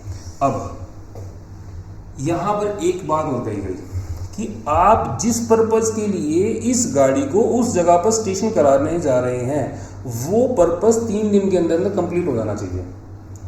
इसका मतलब वेरिफिकेशन करने के लिए लेके जा रहे हैं, रिपोर्ट जो उसकी वेरिफिकेशन इंस्पेक्शन के लिए लेकर के जा रहे हैं। अब जो इंस्पेक्शन है ना वो इंस्पेक्शन 3 दिन के अंदर अंदर कंप्लीट हो जानी चाहिए। सर एक चीज़ और प्लीज़ अप्रिशिएट कि जहाँ पर कंसाइनर और कंसाइनी के बीच में कोई भी ट्रांजैक्शन हुई है इसके लिए कड़ी माना गया है, जो बीच की कड़ी है ना वो माना गया है ट्रांसपोर्टर को, राइट। अगर ट्रांसपोर्टर जो है वो स्ट्रॉन्ग है यानी कि ट्रांसपोर्टर ने ये प्रूव कर दिया, एक्चुअली ट्रांसपोर्टर के ऊपर ही ऑब्लिगेशन मानी जाती है किसी केसेस में कि भाई ये मूवमेंट हुई है या नहीं हुई। इनफैक्ट हमारे केसेस में तो हमने तो कोई ये केसेस भी देखे हैं जहाँ पर दिल्ली से ट्रांजैक्शन हुई है पंजाब में और उस 3 साल के बाद 4 साल के बाद ऐसा ट्रांसपोर्टर के ऊपर नोटिस आया कि भाई हमें ऐसा लग रहा है कि ये ट्रांजैक्शन नहीं हुई, तो आओ ये प्रूव करो कि भाई ये ट्रांजैक्शन आप ही के रूट से हुई थी, क्या ये ट्रांजैक्शन हुई है या नहीं हुई, राइट। इसका मतलब पर्सन इन चार्ज यानी कि ट्रांसपोर्टर उसको कड़ी माना गया है और ट्रांसपोर्टर के ऊपर भी एक ऑब्लिगेशन दी गई है, राइट। यानी कि जो पेनल्टी, पहले तो पेनल्टी इंपोज करी जाएगी, पेनल्टी किसके ऊपर इंपोज करी जाएगी, कंसाइनर के ऊपर यानी कि ओनर के ऊपर, राइट। और अगर ओनर नहीं आ रहा तो उस केस में ऐसा नहीं है कि कन्वेंस को छोड़ दिया जाएगा, गुड्स को रख लिया जाएगा, ऐसा नहीं है, कन्वेंस को भी डिटेन किया जाएगा। और कन्वेंस, अगर गवर्नमेंट ऑफिसर को पेनल्टी नहीं मिली ना तो आपके कन्वेंस को डिस्पोज ऑफ करके उसकी पेनल्टी को रिकवर कर लिया जाएगा, राइट। तो ऐसा देखने को मिला। तो अब हम देखते हैं कि अब इस पूरे एमओवी सीरीज के फॉर्म्स में ट्रांसपोर्टर इन्वॉल्व है। अब ट्रांसपोर्टर थोड़ा सा हरास्ड एक सिचुएशन में है कि उसे ऐसा लग रहा है कि यार मुझे रुकवा लिया गया है और मेरी वेरिफिकेशन हो रही है। तो यहाँ पर एक चीज़ एक्सक्लूसिव, मतलब यहाँ पर ध्यान दिया गया है कि अगर जीएसटी ऑफिसर को कुछ भी लग रहा है ना कि इसमें मुझे 3 दिन के अंदर रिपोर्टिंग करनी है, तो वो ट्रांसपोर्टर को कन्वे करे, एक मैसेज सर्व करे, एक ऑर्डर को सर्व करे, राइट। तो यहाँ पर अब लॉ में ये लिखा गया कि भाई आप जिस पर्पस के लिए उस गाड़ी को इस फलाने एड्रेस पे स्टेशन करा रहे हैं, वहाँ जिस पर्पस के लिए करा रहे हैं वो पर्पस 3 दिन के अंदर अंदर पूरा हो जाना चाहिए, यानी कि इंस्पेक्शन रिपोर्ट 3 दिन के अंदर बन जानी चाहिए, राइट। अच्छा, कुछ ऐसा लगा अगर ऑफिसर को कि नहीं यार ये जो इंस्पेक्शन है ना, जैसे फॉर एग्जांपल स्टोन की एक गाड़ी थी, पत्थर की गाड़ी थी, जहाँ पर पैमाइश होनी थी, बहुत बड़े बड़े पत्थर थे, बहुत बड़ी गाड़ी थी, अगर ऑफिसर को लगता है कि नहीं यार मेरा 3 दिन में इंस्पेक्शन रिपोर्ट नहीं हो पाएगी, अब मुझे एक्सटेंशन चाहिए। अब एक्सटेंशन में अपने कमिश्नर साहब को रिक्वेस्ट डालूंगा कि यार मुझे इसमें एक्सटेंशन चाहिए, जहाँ पर फॉर्म यूज होगा MOV 03, राइट, कि मुझे इस गाड़ी में 3 दिन का टाइम पीरियड जो लॉ कहता है, मुझे इस 3 दिन में इंस्पेक्शन नहीं हो पाएगी, तो मुझे काइंडली कृपया करके 2 दिन का टाइम और दिया जाए, सो दैट मैं इसकी ये इंस्पेक्शन रिपोर्ट जो है वो कंप्लीट कर पाऊँ। अब कमिश्नर साहब, ये भी हो सकता है कि उसको टाइम एक्सटेंड कर दें, ये भी हो सकता है ना करें, और अगर कर दिया तो रिटर्न में होगा, तो जो रिटर्न की कॉपी आई है ना वो ऑफिसर को, इस पर्सन इंचार्ज को सर्व करनी पड़ेगी, राइट। अच्छा, एक चीज़ और मैं यहाँ पे स्पेशली डिस्कस करना चाहूँगा कि फॉर एग्जांपल मेरा एक फेस्टिव सीजन चल रहा है, राइट। आज ट्यूसडे है, किसी फेस्टिव सीजन की वजह से, राइट, किसी फेस्टिव सीजन की वजह से मेरे अगले 4-5 दिन की छुट्टी है। पहले 41/15/2018 के सर्कुलर में जो वर्ड यूज़ किया गया था कि 3 दिन के अंदर अंदर आपने इसकी इंस्पेक्शन कंप्लीट करनी है, वो यूज़ किया गया था 3 वर्किंग डेज। अब सर 5 दिन की या 10 दिन की तो मेरी छुट्टियां आ गई, ठीक है, हॉलीडेज हैं। अब उसके बाद मैं कहीं जा करके 3 दिन के बाद जो है मैं उसको, मुझे 3 दिन का और टाइम है। अब ऑफिसर के पास से ये पावर ले ली गई है। इसका एक कोरोगेंडम सर्कुलर भी इशू किया गया था, जहाँ पर इस 3 वर्किंग डेज को रिप्लेस कर दिया गया 3 डेज में, राइट। अब ऑफिसर के पास ऐसा नहीं है कि यार मैं तो जो है ना 10 दिन के बाद इसकी रिपोर्ट इशू करूँगा, ऐसा कुछ भी नहीं है, राइट। बिकॉज हरासमेंट है ऑफिसर, अगर गाड़ी वाले को लग रहा है कि यार मैं 10 दिन तक यहाँ पे क्या करूँगा, राइट। तो इस तरीके से, तो अब यहाँ पर वर्ड यूज़ किया गया 3 डेज। 3 डेज के अंदर अंदर, चाहे बीच में संडे है, सैटरडे है, सब कुछ इंक्लूडेड है, भैया आपको 3 दिन के अंदर अंदर इसकी इंस्पेक्शन रिपोर्ट अपलोड करनी ही पड़ेगी। अच्छा, अपलोड करनी है या फिर सिर्फ प्रिपेयर करनी है। देखो इसे देखते हैं, PO proper officer must conclude proceeding. 3 days के अंदर अंदर उसे उस प्रोसीडिंग को कंक्लूड करना पड़ेगा फ्रॉम MOV 02 इशुएंस। जिस डेट को उसने MOV 20 इशू किया, उस डेट से 3 दिन का टाइम है, आपको इसको कंक्लूड करना है। अच्छा, यहाँ पर लिखा गया एक्सटेंशन रिक्वायरमेंट है, अगर आपको तो कमिश्नर के बाद रिटर्न परमिशन ले सकते हैं, और वो जो फॉर्म यूज होगा MOV 03 फॉर्म यूज होगा। Permission copy must be serve to the PSC। So inspection report, जिस पर्पस के लिए गाड़ी को स्टेशन कराया गया था एक एड्रेस पे, यहाँ पर देखते हैं प्रिपेयर इंस्पेक्शन रिपोर्ट इन MOV 04। यहाँ पर इंस्पेक्शन रिपोर्ट किस में बनेगी, MOV 04 में बनेगी। Prepare final report in the part B, जो उसने पहले पार्ट A फिल किया था 24 घंटे के अंदर, अब उसे जिस डेट को इंस्पेक्शन कंप्लीट हुई है वहाँ से 3 दिन का टाइम है, अब पार्ट B फिल करो। पार्ट B का मतलब वही है कि आपने इंस्पेक्शन कर ली, 200 पीसीज उसमें लिखे हुए थे, अब इंस्पेक्शन कर ली। इंस्पेक्शन करने के बाद आपके कितने पीसीज मिले, राइट, वो 200 मिले, 250 मिले, जैसे भी मिले, ठीक है। अब एक एग्जांपल के लिए मैं स्टोन का एग्जांपल लेकर के चलूँगा। फॉर एग्जांपल 10,000 स्क्वायर फीट थे, 10,000 स्क्वायर फीट उस स्टोन की पैमाइश थी जो उस इनवॉइस में लिखी गई थी। अब ऑफिसर को लगता है कि नहीं यार ये 10,000 स्क्वायर फीट नहीं है, ये 15,000 स्क्वायर फीट है। अब उसने क्या किया, गाड़ी को रुकवा लिया, 3 दिन का टाइम था, इंस्पेक्शन करा ली। इंस्पेक्शन कराने के बाद उसने अपनी इंस्पेक्शन कराई, राइट। इंस्पेक्शन करना मतलब अपना ही कोई एक टेक्निकल आदमी बुलाया पैमाइश के लिए, उसकी पैमाइश कराई और उसके बाद उसको लगा कि नहीं यार ये 15,000 स्क्वायर फीट एरिया है। उसने लिख दिया उस इंस्पेक्शन रिपोर्ट में कि नहीं मेरी ऑब्जर्वेशन के अकॉर्डिंगली जो है ना ये 15,000 स्क्वायर फीट है। अब इसकी कहानी को आगे चलाते हैं। Prepare final report in part B of the EWB0। हमने देखा कि 3 दिन के अंदर उसकी रिपोर्ट करेगा और upload to common portal and serve to the PIC। ये हमने देख लिया कि टाइम एक्सटेंशन अगर उसे चाहिए इंस्पेक्शन के लिए तो वो अपने कमीशन साहब को जो है वो रिटन रिक्वेस्ट डालेंगे और रिक्वेस्ट डालने के बाद जो है वो वापसी आ जाएगा। इंस्पेक्शन रिपोर्ट प्रिपरेशन में भी हमने देख लिया, after completing inspection the proper officer shell prepare detailed inspection report in form GST MOV04, document all finding and observations, report discrepancies if any, provide clear conclusion with reasoning, right. EWB03 भी हमने देख लिया। अब हम बात करते हैं release of the goods. Sir release of the goods, देखो GST ऑफिसर को लगा कि यार इस गाड़ी को रुकना चाहिए, गाड़ी को रुकवा लिया, डॉक्यूमेंट्स मांगे, उसमें लिखा होता है यार 10,000 स्क्वायर फीट है, नहीं मुझे लग रहा है कि नहीं ये ज़्यादा है। इंस्पेक्शन करी, इंस्पेक्शन करने के बाद एक पॉसिबिलिटी ये भी तो हो सकती है कि सब कुछ ठीक है, एक्चुअली वो 10,000 स्क्वायर फीट है, एक पॉसिबिलिटी ये भी हो सकती है। अब पॉसिबिलिटी अगर ये है कि 10,000 स्क्वायर फीट मिला, उसने भी इंस्पेक्शन रिपोर्ट में डाला, अब यहाँ पर क्या फॉर्म यूज़ होगा, यहाँ पर होगा क्या, प्रैक्टिकली क्या होगा कि गाड़ी को छोड़ दिया जाएगा कि चलो यार आप अपनी गाड़ी को आगे लो और जो है आप जा सकते हो, मतलब इन शॉर्ट। तो इसका मतलब यहाँ पर release of the goods MOV05, right, गाड़ी को छोड़ दिया जाएगा और आगे जाने दिया जाएगा। अब यहाँ पर फॉर्म यूज होगा MOV05। अच्छा, अब हमने ये देखा कि एक पॉसिबिलिटी ये हो सकती है कि sir I am satisfied, I am proper officer, I am satisfied. अच्छा, बहुत कम केसेस में ऐसा देखने को मिलता है, बट अगर ऑफिसर सेटिस्फाइड है तो उस केस में अब वो उसे जाने देगा, गाड़ी आगे चलेगी। लेकिन एक पॉसिबिलिटी ये भी हो सकती है कि proper officer is not satisfied, उसे लगता है कि नहीं यार ये 12,000 स्क्वायर फीट है या 15,000 स्क्वायर फीट है। अब इस केस में क्या होगा, इसे देखो procedure when no discrepancy found, if proper officer is satisfied after inspection that all documents are in order, no contravention of GST law has occurred, goods and conveyance are in compliance with all the requirement. भाई एक possibility हो सकती है कि मेरे पास जो work से माल होकर के जो वर्क होने के बाद प्रिंसिपल के पास रिटर्न आ रहा था, अब उसे कुछ इसकी पीछे की चेन चेक करनी थी, उसने गाड़ी को इंस्पेक्ट करने के लिए डिटेल उसको वो कर लिया, राइट, उसको फिजिकल वेरिफिकेशन के लिए वो वहाँ पे ले गया और उसके बाद उसे जब वो डॉक्यूमेंट प्रोड्यूस किए गए कि हाँ सर ये देखो पीछे की मेरी चेन है, अब ऑफिसर सेटिस्फाइड है, उस गाड़ी को जाने दिया, ठीक है।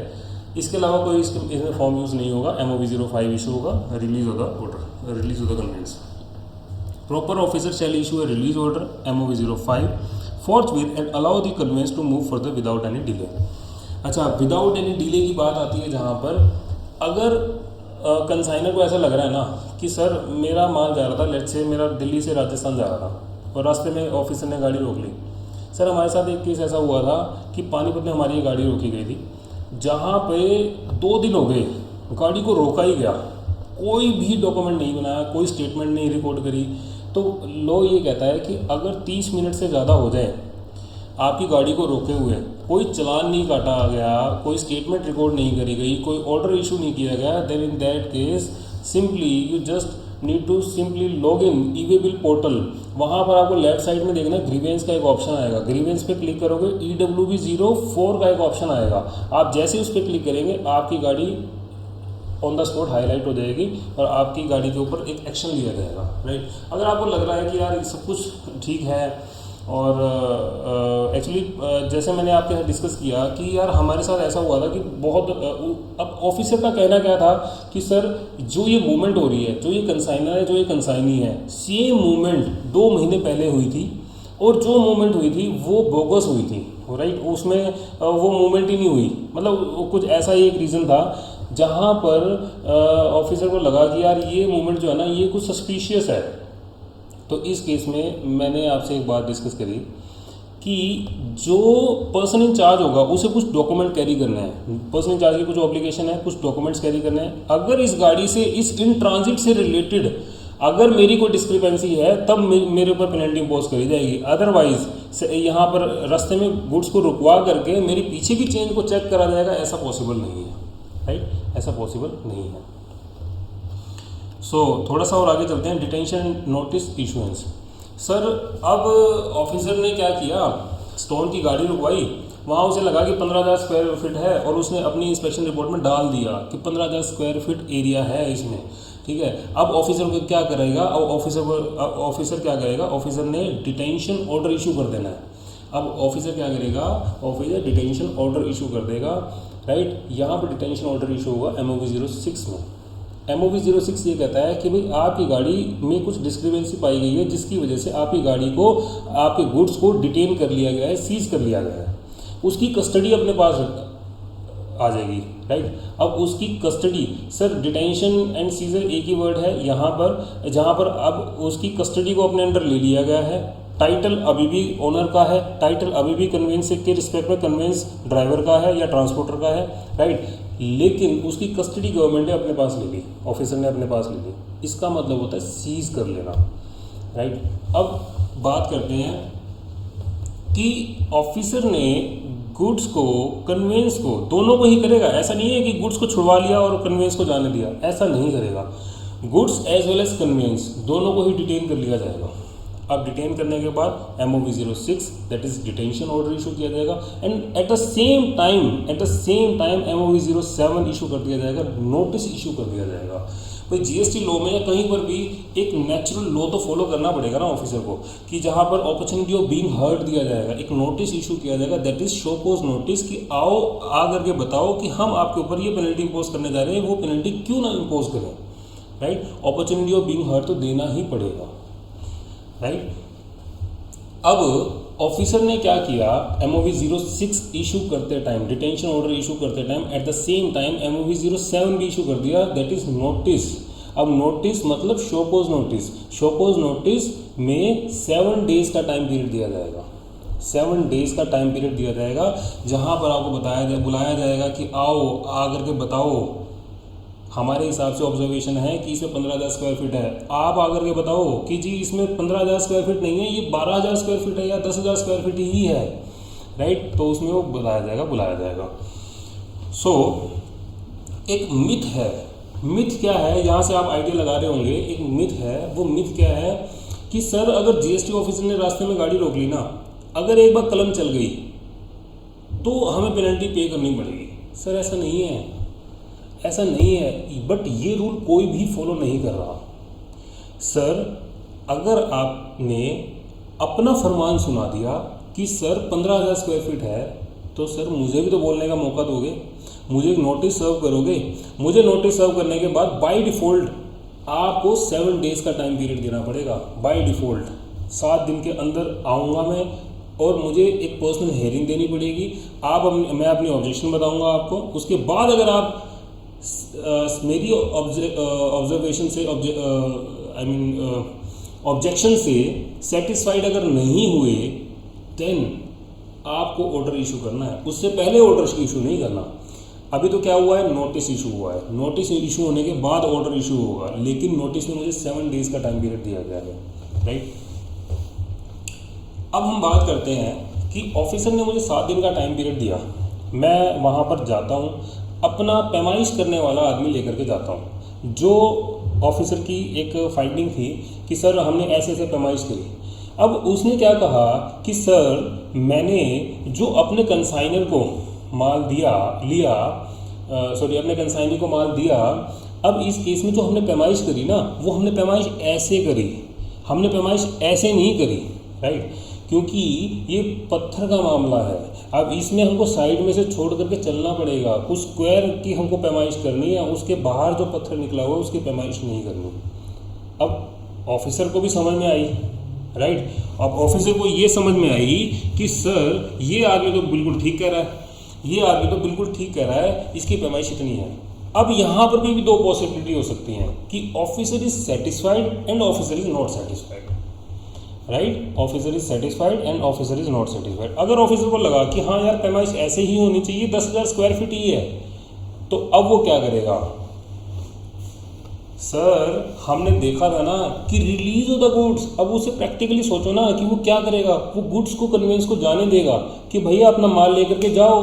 मैंने जिस पर्पज़ के लिए आपको रोका था, मैंने आपको नोटिस सर्व किया, नोटिस सर्व करने के बाद 7 डेज़ का टाइम पीरियड आपके पास था, आप आए, प्रेजेंट हुए, अपने आपको एक्सप्लेन किया, आपकी एक्सप्लेनेशन मुझे वैलिड लगी, अब आपने अपने गुड्स को कन्वेंस को ले जाओ।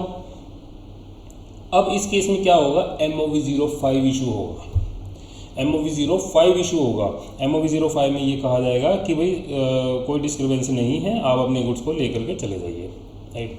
अच्छा, एक बात और ध्यान देनी है आपने, अगर MOV 07 में नोटिस इशू हुआ है तो जाहिर सी बात है उसका ऑर्डर भी इशू होगा। अच्छा, नोटिस इशू हुआ है दैट इज MOV 07, तो आपको रूल 142 के हिसाब से DRC 01 summary of the notice, ये भी आपको साथ साथ अपलोड करना पड़ेगा, राइट, ये भी आपको साथ साथ अपलोड करना पड़ेगा।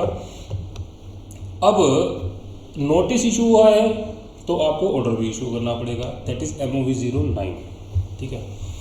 MOV 09 में उस ऑर्डर इशू करना है, और जहां पर ऑर्डर इशू होगा वहां पर रूल 142 के हिसाब से DRC 07 summary of the order, ये भी इशू करना पड़ेगा, राइट। इसे एक बार रीड करते हैं। Detention order, if discrepancy is found, proper officer shall issue MOV 06 detention order detailing reason for detention, identifying goods and conveyance, and show cause notice simultaneously issue form GST MOV 07 that is show cause notice, form DRC 01 that is summary of the notice, specifying proposed tax and penalty। Sir ये word बहुत पहले का है जहाँ पर 100% of the tax पहले पे करा लिया जाता था और पेनल्टी भी साथ साथ 100% का एक रूल था, लेकिन आज की डेट में सिर्फ पेनल्टी ही इम्पोज करी जाती है, तो आपको पेनल्टी ही इसे समझना है।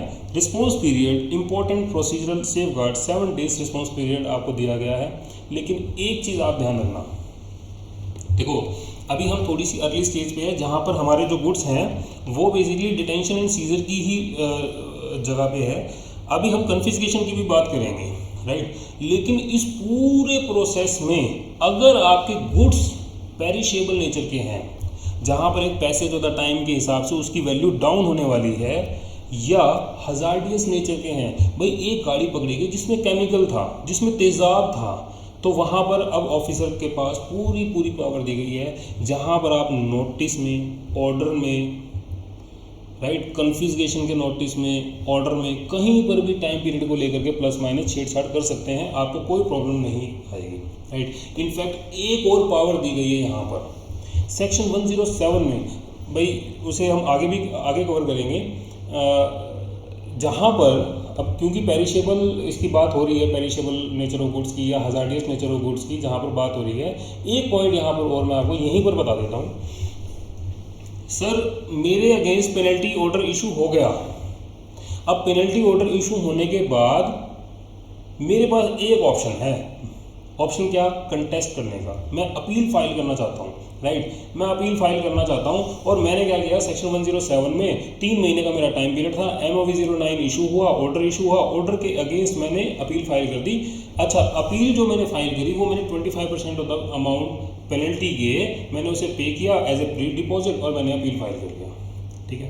अब अपील फाइल कर दिया, अपील का रिजल्ट कब आएगा, हो सकता है यार 10 दिन में आए, हो सकता है 1 साल तक भी ना आए, राइट। बट जनरली क्या होता है कि अगर आपने कंटेस्ट किया और आपकी गुड्स कन्वेंस ऑफिसर की कस्टडी में है, राइट, भाई देखो 2 ऑप्शन हो सकते हैं, चलो उस ऑप्शन को हम अभी देखेंगे आगे, लेकिन अब इस केस में मैंने उसे कंटेस्ट किया ना, और लेकिन उसका रिजल्ट कब आएगा, हो सकता है 20 दिन बाद आए, हो सकता है 2 महीने तक भी ना आए, लेकिन उस कन्वेंस के अंदर जो आइटम है ना वो तेज़ाब है, तो यहाँ पर भी स्टे प्रोसीडिंग नहीं एप्लीकेबल।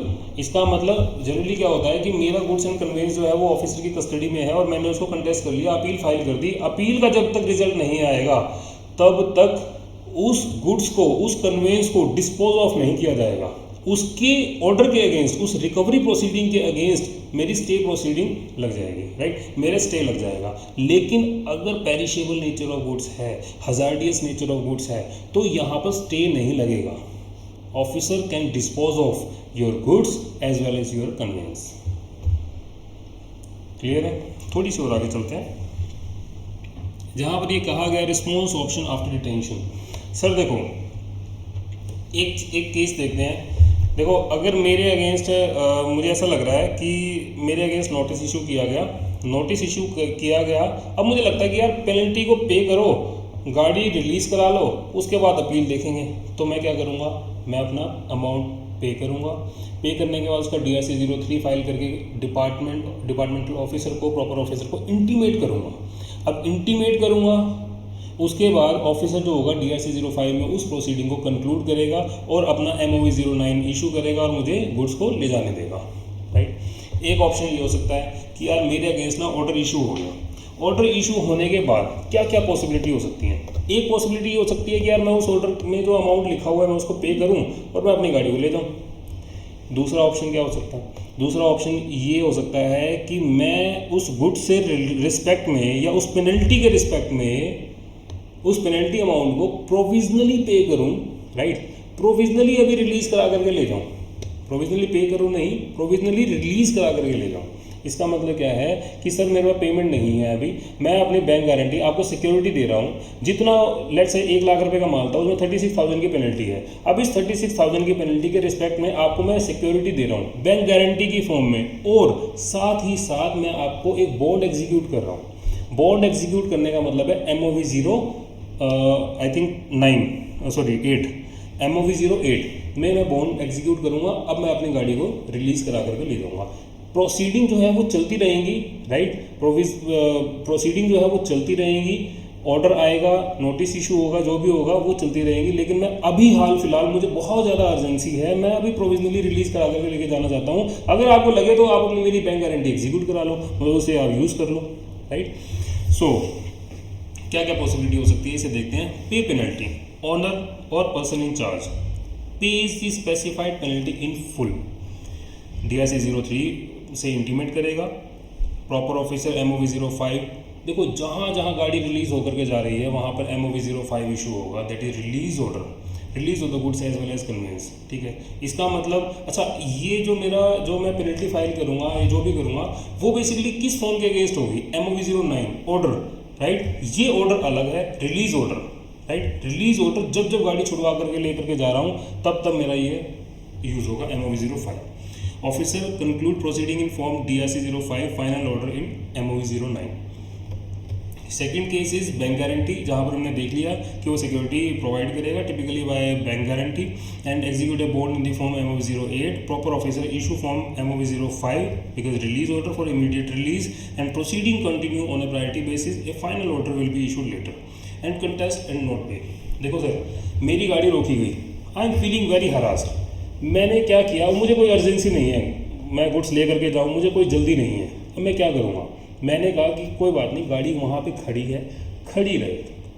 36,000 की मेरी पेनल्टी है, इस 36,000 की पेनल्टी का 25% मैं पे करूँगा, इससे ज़्यादा मैं पे नहीं करूँगा और मैं इसके अगेंस्ट अपील फाइल करूँगा, राइट। अगर मुझे अपील फाइल करनी है लेकिन मुझे गुड्स की भी अर्जेंसी है तो मैं क्या करूँगा, मैं 100% उसकी पेनल्टी पे करूँगा, गुड्स को रिलीज़ कराऊंगा। अब मैं अपील फाइल करूँगा, लेकिन मुझे गुड्स की अर्जेंसी नहीं है, अब मैं 25,000 उसकी पेनल्टी को पे करूँगा और मैं उसके रिस्पेक्ट में अपील फाइल करूँगा, ठीक है। So if penalty is not paid or contested, the proper officer issue an order in MOV 09।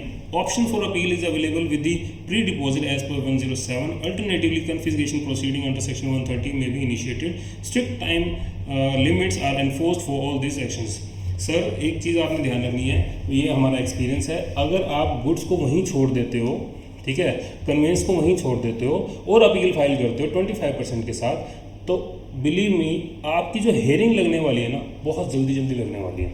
वैसे नहीं अपील की हेयरिंग लगती 1 साल भी, अब आपकी हेयरिंग बहुत जल्दी लगने वाली है, right. Order issuance process, consideration for objection, the proper officer shall consider all the objection filed against proposed penalty, pass a speaking order in MOV 09, provide reasoned justification for decisions, order must be issued in all 3 possibilities, right।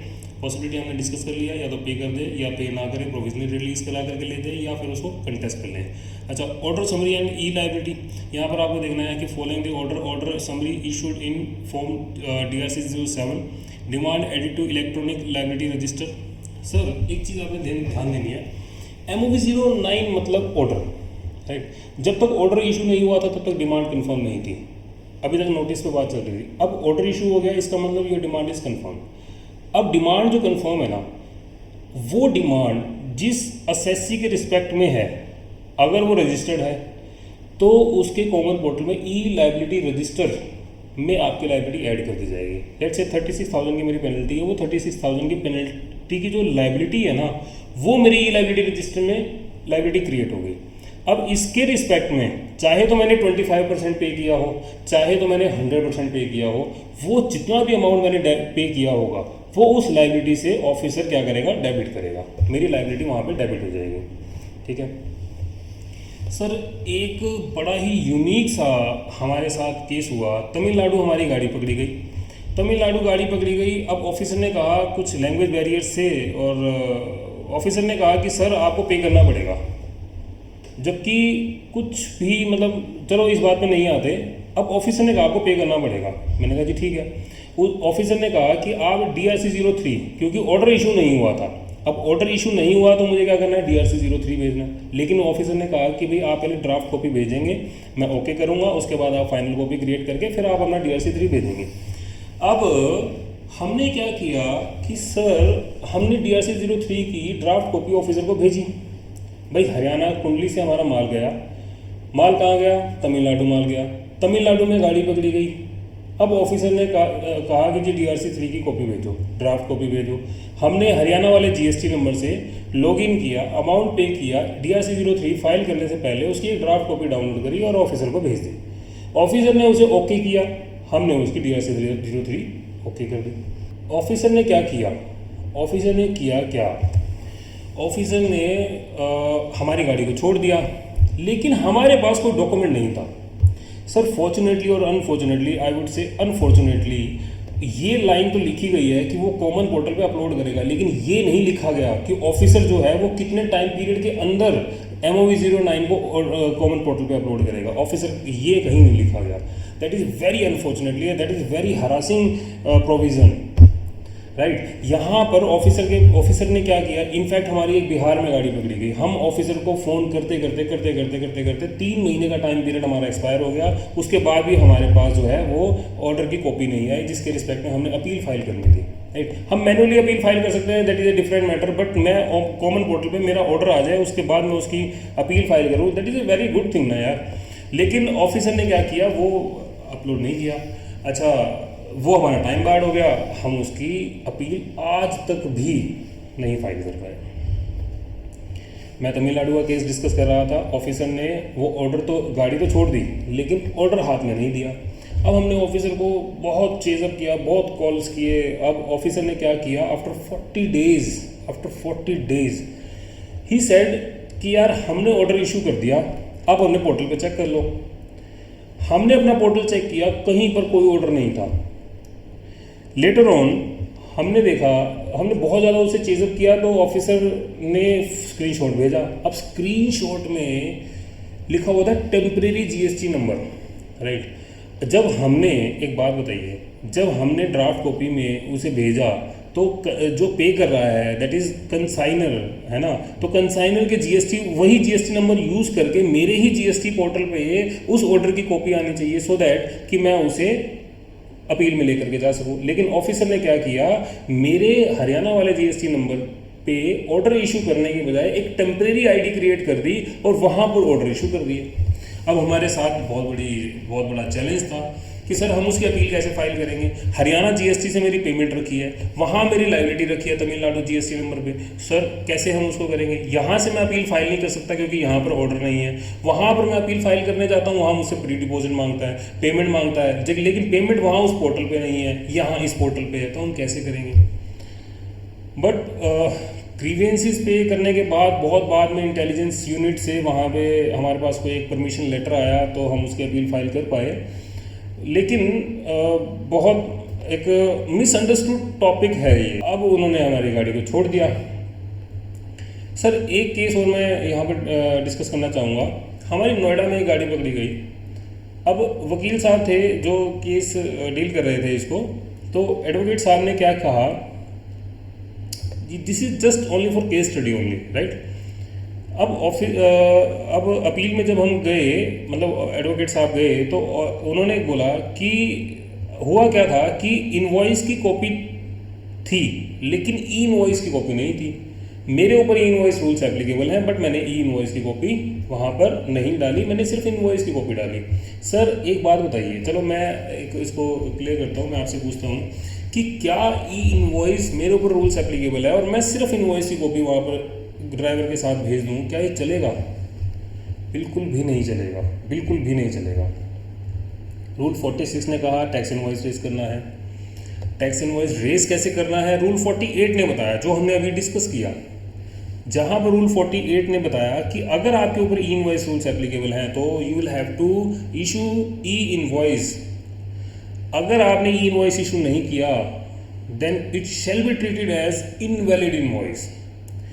अब वकील साहब ने क्या plea रखी कि rule 138 में जो ई way bill generate करने के लिए मुझे बोलता है, वहां पर सिर्फ वर्ड यूज किया गया है इनवॉइस, वहां पर ई इनवॉइस वर्ड यूज नहीं किया गया।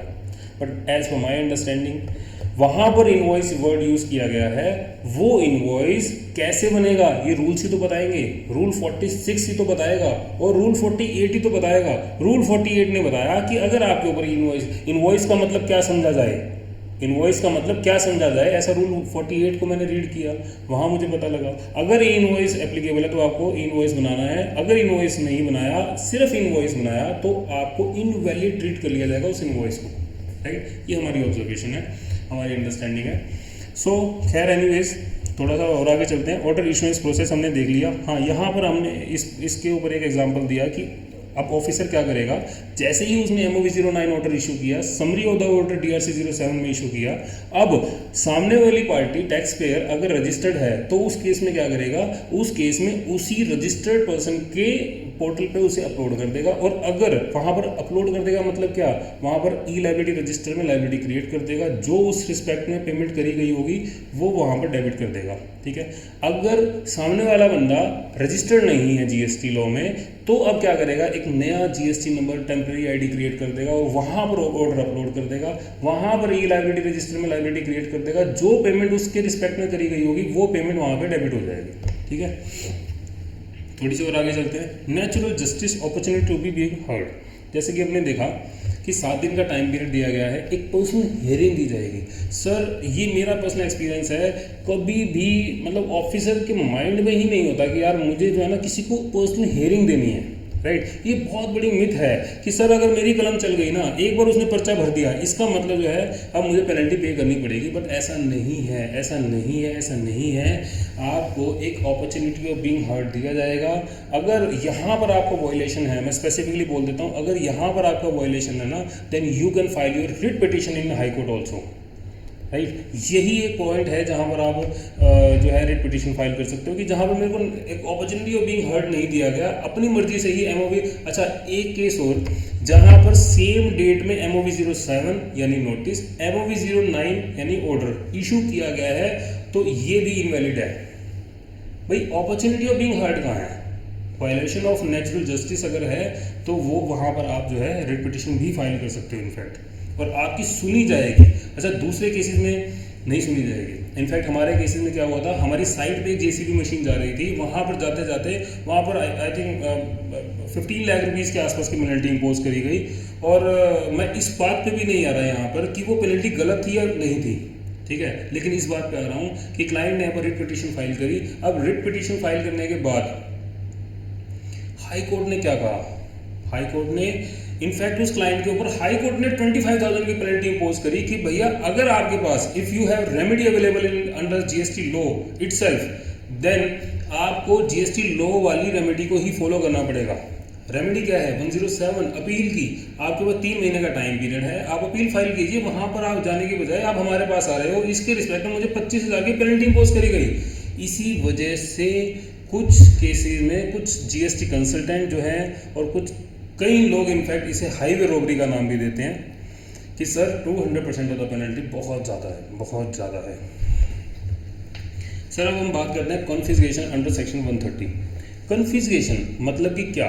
कॉन्फिस्केशन का मतलब डिटेंशन एंड सीजर का मतलब जहाँ पर हमने देखा था कि इसकी कस्टडी हमने अपने पास ले ली, टाइटल आपके पास है, ओनरशिप आपकी है, बट कन्फिस्केशन का मतलब ये है कि कस्टडी भी हमारी है, टाइटल भी हमारा है, राइट।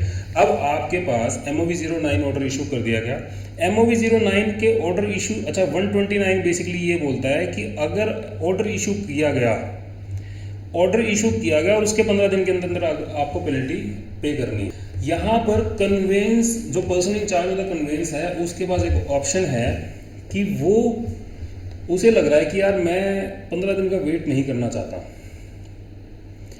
तो उसके पास एक ऑप्शन है कि भैया गुड्स वहीं खाली करे और अपनी गाड़ी को ले जाए, लेकिन ले जाने से पहले पेनल्टी जो उस ऑर्डर में स्पेसिफाइड है या 1 लाख रुपए विच एवरेज लेस, यानी कि मैक्स टू मैक्स केसेस में आप 1 लाख रुपए की पेनल्टी पे करो और अपनी गाड़ी को छुड़वाओ और ले जाओ, गुड्स की कन्फिस्केशन हो जाएगी।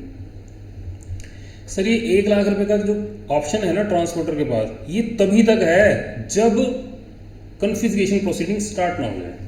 अगर कन्फिस्केशन प्रोसीडिंग स्टार्ट हो गई तो ये 1 लाख रुपए का प्रोविजन उसके बाद अवेलेबल नहीं है, ऑप्शन अवेलेबल नहीं है।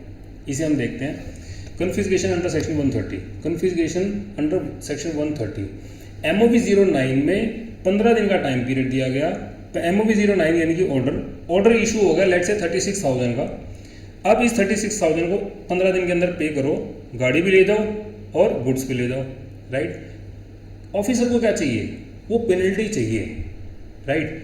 अब वो पेनल्टी पे करो और ले जाओ, लेकिन 15 दिन के अंदर कुछ भी नहीं हुआ, लेट से कुछ भी नहीं हुआ, भाई टैक्स पेयर के पास पैसे नहीं थे या किसी भी रीजन की वजह से उसने पेनल्टी जो थी वो पे नहीं करी और वो गुड्स भी वही है, पेनल्टी कन्वेंस भी वही है। अब ऑफिसर क्या करेगा, 16वें दिन on the 16th day officer क्या करेगा, उसको कन्फिस्केशन का नोटिस इशू कर देगा। सर कन्फिस्केशन का नोटिस इशू कर दिया जाएगा MOV 10, राइट। MOV 10 में उसे एक नोटिस सर्व कर दिया जाएगा। अब इस नोटिस में क्या कहा जाएगा, नोटिस मतलब शो कॉज नोटिस। अब नोटिस है तो इसके साथ साथ रूल 142 के साथ समरी ऑफ द नोटिस भी जाएगा। समरी ऑफ द नोटिस का मतलब क्या, इस नोटिस में क्या डिमांड किया जा रहा है। अच्छा इसमें ऑफिसर क्या डिमांड करेगा आपसे, क्या डिमांड करेगा, penalty plus fine.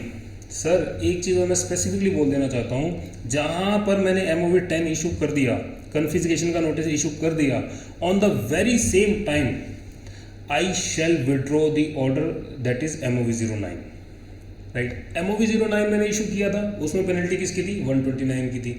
Sir Bihar में हमारी ये गाड़ी पकड़ी गई थी, वहाँ पर ऑफिसर से हमने रिक्वेस्ट करी तो ऑफिसर ने क्या किया कि सर देखो मैं मान लेता हूँ कि आपकी गलती नहीं है, बट मैं पर्चा भर चुका हूँ, अब मुझे इसे पेनल्टी इम्पोज करनी पड़ेगी, लेकिन पेनल्टी आप बोनाफाइड केस सारा मुझे लग रहा है, तो अब आप क्या करेंगे, तो 200% ऑफ द टैक्स पेबल की जगह ऑफिसर ने क्या किया, 100% ऑफ द टैक्स पेबल की पेनल्टी इम्पोज कर दी। Can he do so, the answer is strictly no.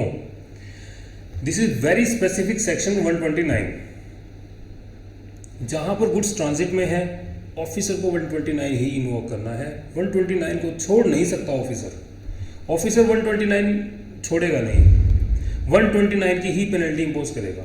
क्या वो 100% ऑफ द टैक्स पेबल की पेनल्टी इम्पोज कर सकता है under section 122? The answer is no, but हमारे केस में ऐसा हुआ था, यस। तो अब हम बात करते हैं, जैसे ही मैंने MOV 10 इशू किया, that is show cause notice to the tax payer, on the very same time मुझे वो MOV 09 का जो ऑर्डर है ना वो विड्रॉ करना पड़ेगा। अब मेरी कन्फिस्केशन की प्रोसीडिंग स्टार्ट हो चुकी है, पिछली ऑर्डर की प्रोसीडिंग को मैं रोक लूँगा, ठीक है, उसे विड्रॉ कर लूँगा। MOV 09 मतलब 129 की पेनल्टी, अब पेनल्टी 36,000 की थी, याद रखना 36,000 की पेनल्टी विड्रॉ हो गई, DRC 07 विड्रॉ हो गया, क्वैश हो गया, अब उसकी कोई रेलिवेंस नहीं है, राइट। अब MOV 10 की रेलिवेंस आ गई, जहाँ पर नोटिस दिया गया किसको, टैक्स पेयर को, किस चीज़ का, पेनल्टी प्लस फाइन का, राइट। अब पेनल्टी यहाँ पर कितनी लगेगी और किस सेक्शन में लगेगी, सर यहाँ 129 की पेनल्टी नहीं लगेगी जो 200% की थी, नहीं, यहाँ पर पेनल्टी लगेगी 122 की पेनल्टी इम्पोज की जाएगी, that is 100% of the tax payable. अब मेरे केस में 18,000 की पेनल्टी लगेगी। सर ये तो बहुत अच्छा है, सर ये तो बहुत अच्छा है कि मेरे को 36,000 की पेनल्टी वहाँ पर लग रही थी डिटेंशन में, सीजर के केस में, MOV 09 में, और आप बता रहे हो कि यहाँ पर हमारा जो है MOV 10 में शोकोज नोटिस में मुझे 18,000 की पेनल्टी लगेगी। सर वेट, 18,000 की पेनल्टी लगेगी प्लस फाइन भी लगेगा, ठीक है। आपको इन ल्यू ऑफ कॉन्फिस्केशन कुछ अमाउंट पे करना है, और जो वो अमाउंट है वो पेनल्टी प्लस फाइन है, और जो पेनल्टी लगेगी वो अंडर सेक्शन 122 लगेगी, राइट। अब फाइन जो लगेगा ना वो बहुत इंपॉर्टेंट है। फाइन कितना लगेगा सर? सर फाइन जो लगेगा ना, यहाँ पर एक फाइन की मैक्सिमम कैप दी गई है और एक मिनिमम कैप दी गई है, लेकिन जो मिनिमम कैप दी गई है वो एग्रीगेट होता है पेनल्टी प्लस फाइन की दी गई है। उसे एक बार समझते हैं जरा। सर जो फाइन होगा ना वो उस गुड्स की मार्केट वैल्यू से ज़्यादा नहीं होगा, यानी कि ऑफिसर जो है ना वो मैक्सिमम टू मैक्सिमम कितना फाइन लगा सकता है? सर 1 लाख रुपए का गुड्स था, वो 1 लाख रुपए का फाइन लगा सकता है। यस, वो 1 लाख रुपए का फाइन लगा सकता है। और पेनल्टी कितनी लगेगी sir? 100% of the tax payable, that is under section 122। अब एक चीज और ध्यान देनी पड़ेगी कि जो पेनल्टी प्लस फाइन होगा ना, ये दोनों मिला करके 100% ऑफ द टैक्स पेबल से ज़्यादा कम नहीं होना चाहिए। ये मिनिमम कैप है हमारी, राइट। बट ऐसा नहीं होता अगर कन्फिस्केशन कर लिया जाता है। कन्फिस्केशन का मतलब होता है कि the title of the goods as well as conveyance shall stand transfer to the government, right. अब उसका टाइटल जो है, उसकी जो ओनरशिप है वो गवर्नमेंट के हाथ में आ गई, जहाँ पर आपको पेनल्टी लगाई जाएगी, फाइन लगाया जाएगा। इन दोनों का अमाउंट कितना कितना लगेगा वो हमने देख लिया। अब एक बार साथ साथ में ये तो हमने गुड्स का देखा, भाई गुड्स के रिस्पेक्ट में कितनी पेनल्टी लगेगी, गुड्स के रिस्पेक्ट में कितना फाइन लगेगा वो हमने देख लिया। बट अब जैसे ही मैंने इसका नोटिस इशू किया, कन्फिस्केशन प्रोसीडिंग स्टार्ट करी, MOV 10 इशू किया, तो at the very same time मैं कन्वेंस के रिस्पेक्ट में अगर बात करूं, यहाँ पर भी आपको वही दो चीज़ लगेंगी, penalty as well as fine, penalty plus fine. अब पेनल्टी कितनी लगेगी सर? पेनल्टी सर उतनी ही लगेगी 100% ऑफ द टैक्स पेबल, और फाइन कितना लगेगा sir? 100% of the tax payable, that is 200% of the tax payable जो है ना, ये कन्वेंस के रिस्पेक्ट में उसकी पेनल्टी है। अच्छा, ये 200% ऑफ द टैक्स पेबल क्या हुआ? 129, राइट। इन शॉर्ट कहने का मतलब ये है कि अगर कन्फिस्केशन प्रोसीडिंग स्टार्ट हो चुकी है तो कन्वेंस के रिस्पेक्ट में पेनल्टी प्लस फाइन लगेगा। पेनल्टी भी 100% of the tax payable, fine भी 100% of the tax payable, right. अब कन्वेंस होल्डर के पास या ड्राइवर के पास, पर्सन इंचार्ज के पास कोई पावर नहीं है कि वो 1 लाख रुपए पे करे और अपनी गाड़ी को ले जाए, ऐसी कोई पावर अब नहीं है। देखते हैं कि confiscation under section 130, transition from detention to confiscation. Section 129 allows taxpayer to pay penalty as mentioned in the DRC 07 within 15 days from the MOV 09 order. If not paid, goods become liable for confiscation under section 130. Conveyance can be released after payment of penalty specified in order 1 lakh rupees, whichever is less. Procedural inconsistency, sir यहाँ पर ना थोड़ी सी, मतलब ये मेरी understanding है, ठीक है, ये मेरी अंडरस्टैंडिंग है कि कुछ कॉन्ट्राडिक्टरी है, राइट, कुछ कॉन्ट्राडिक्टरी है। वो कॉन्ट्राडिक्टरी क्या है वो एक बार डिस्कस कर लेते हैं। सेक्शन 129 ये कहता है कि अगर आपके अगेंस्ट ऑर्डर इशू हो गया अंडर सेक्शन 129, तब आपके पास 15 दिन का टाइम पीरियड है कि आप उस 15 दिन के अंदर उस पेनल्टी को पे करो और अपने गुड्स को ले जाओ। लेकिन जो सर्कुलर इशू किया गया, सर्कुलर ने ये बात कही कि डिटेंशन ऑर्डर यानी कि MOV 06, यहाँ से अगर आप 7 डेज के अंदर पेमेंट नहीं करेंगे, यहाँ से अगर आप 7 डेज के अंदर पेमेंट नहीं करेंगे तो गुड्स जो है ये goods shall be liable to confiscation. As per my opinion this is contradictory, because अगर MOV 06 डिटेंशन ऑर्डर इशू किया गया तो साथ साथ में MOV 07 नोटिस भी इशू किया गया होगा, और MOV 07 नोटिस इशू किया गया तो 7 दिन का तो टाइम पीरियड मेरे हेयरिंग के लिए है, राइट। और on 8th day order issue किया जाएगा, अगर मैं प्रेजेंट नहीं हुआ तो 7 दिन का तो टाइम पीरियड मुझे दिया ही जाएगा ना। तो 8th डे जो होगा मुझे ऑर्डर इशू किया जाएगा, और ऑर्डर इशू होने के बाद 15 दिन का टाइम पीरियड तो मुझे सेक्शन ही अलाउ कर रहा है, right. I am not discussing about perishable nature of goods या हजार्डियस नेचर ऑफ गुड्स, इसके बारे में मैं अभी बात नहीं कर रहा। तो इसका मतलब कहीं ना कहीं अगर मैं नॉर्मल गुड्स की बात करूँ तो ये थोड़ा सा कॉन्ट्राडिक्टरी लगा मुझे। एक बात हम देखते हैं, सर्कुलर में एक बात लिखी गई, सर्कुलर में एक बात ये कही गई कि अगर ऑफिसर को लगता है ना, सर एक और ऑब्जर्वेशन है हमारी, वो मैं आपसे डिस्कस करूँगा। अगर ऑफिसर को लगता है कि जहां पर इंटेंशन टू इवेट कोई भी एक ट्रांजैक्शन करी गई, मैं कंसाइनर हूं, मैंने अपने कस्टमर को कोई गुड्स बेचा और अगर रास्ते में गाड़ी पकड़ी गई, अगर proper officer is of opinion that this transaction is solely for the purpose of, if this transaction is done solely for the purpose of intent to evade taxes, then in that case he shall, मतलब यहाँ पर officer के बाद देखो कितनी power दी गई है कि भाई आपको डिटेंशन, सीजर, ये सब चीज़ें प्रोसीजर फॉलो करने की जरूरत ही नहीं है। अगर आपको लगता है कि इंटेंट टू इवेड टैक्सेस है तो आप डायरेक्टली कन्फिस्केशन प्रोसीडिंग स्टार्ट करो। सर एक रूट था कंसाइन, मैंने अपने कस्टमर को भेजा, एक सेट स्टैंडर्ड रूट फॉलो ना करके ड्राइवर ने कोई और रूट फॉलो किया, वहाँ पर रास्ते में गाड़ी पकड़ी गई। अब ऑफिसर को लगा कि यार ये तो इंटेंट टू इवेड टैक्सेस है, इंटेंट टू इवेड टैक्सेस है कि सर ये तो जो है ना टैक्स बचाने के लिए, छुपाने के लिए या इसको चोरी करने के पर्पज़ के लिए ये ट्रांजैक्शन करी गई है। तो उसने क्या किया, डायरेक्टली कन्फिस्केशन प्रोसीडिंग स्टार्ट कर दी। This is the case reference Karnataka traders, right, goods of the conveyance were confiscated. अच्छा, एक चीज़ मैं आपके साथ और डिस्कस करना चाहूँगा। देखो जहाँ पर सेक्शन 130 की बात आ गई ना, जहाँ पर सेक्शन 130 की बात आ गई, ऑफिसर ने क्या कहा कि मैं आपके गुड्स को जो है ना वो कन्फिस्केट कर सकता हूँ। कन्फिस्केशन ऐसे ही हो जाएगा क्या, बताओ, कन्फिस्केशन ऐसे हो जाएगा? एक बार सेक्शन 130 की लैंग्वेज एक बार देखते हैं, 130 की लैंग्वेज एक बार देखते हैं। देखो, where any person supplies or receives any goods in contravention on any provision of this act or rules made thereunder with intent to evade payment of tax, right। यहाँ पर इस पॉइंट को आपने ध्यान देना है। कन्फिस्केशन होगा किस केस में होगा, इन्हीं कुछ केसेस में होगा, राइट। इन्हीं कुछ 5 केसेस आपको दिए गए हैं, इन 5 केसेस अगर आपका केस इसमें फॉल करता है तभी कन्फिस्केशन होगा, अदरवाइज कन्फिस्केशन नहीं होगा। अब कन्फिस्केशन करने के लिए मैं, अच्छा सेकंड पॉइंट देखते हैं, does not account for any goods which is liable to pay the tax, है, supplies any goods liable to tax without having applied for the registration, right. Fourth case है contravenes और any provision of the. अच्छा, मेरे case में मैं कौन से case में फॉल कर रहा हूँ, फर्स्ट केस में, जहाँ पर लिखा गया कि मैं गुड्स की सप्लाई कर रहा हूँ, राइट। वहाँ पे मेरी इंटेंशन क्या है, इवेड करने की, इस केस में कन्फिस्केशन हो जाएगा।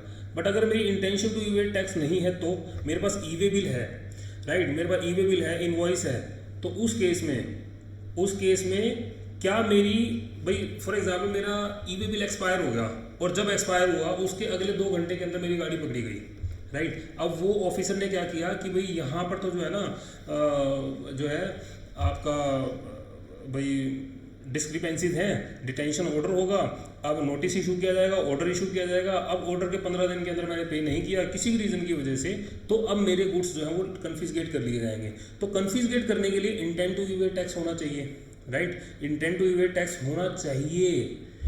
अगर इंटेंट टू इवेड टैक्स नहीं है तो कन्फिस्केट नहीं हो सकते। अब इस प्रॉब्लम से बचने के लिए जो MOV 10 है, फॉर्मेट जो MOV 10 का है ना, उसमें बाय डिफ़ॉल्ट ये लाइन लिख दी गई है, उसे एक बार देखते हैं क्या है वो लाइन। देखो ये रूल है, इस रूल में MOV 10 के पास आता, देखो यहाँ पर क्या लिखा गया, इसे एक बार रीड करते हैं।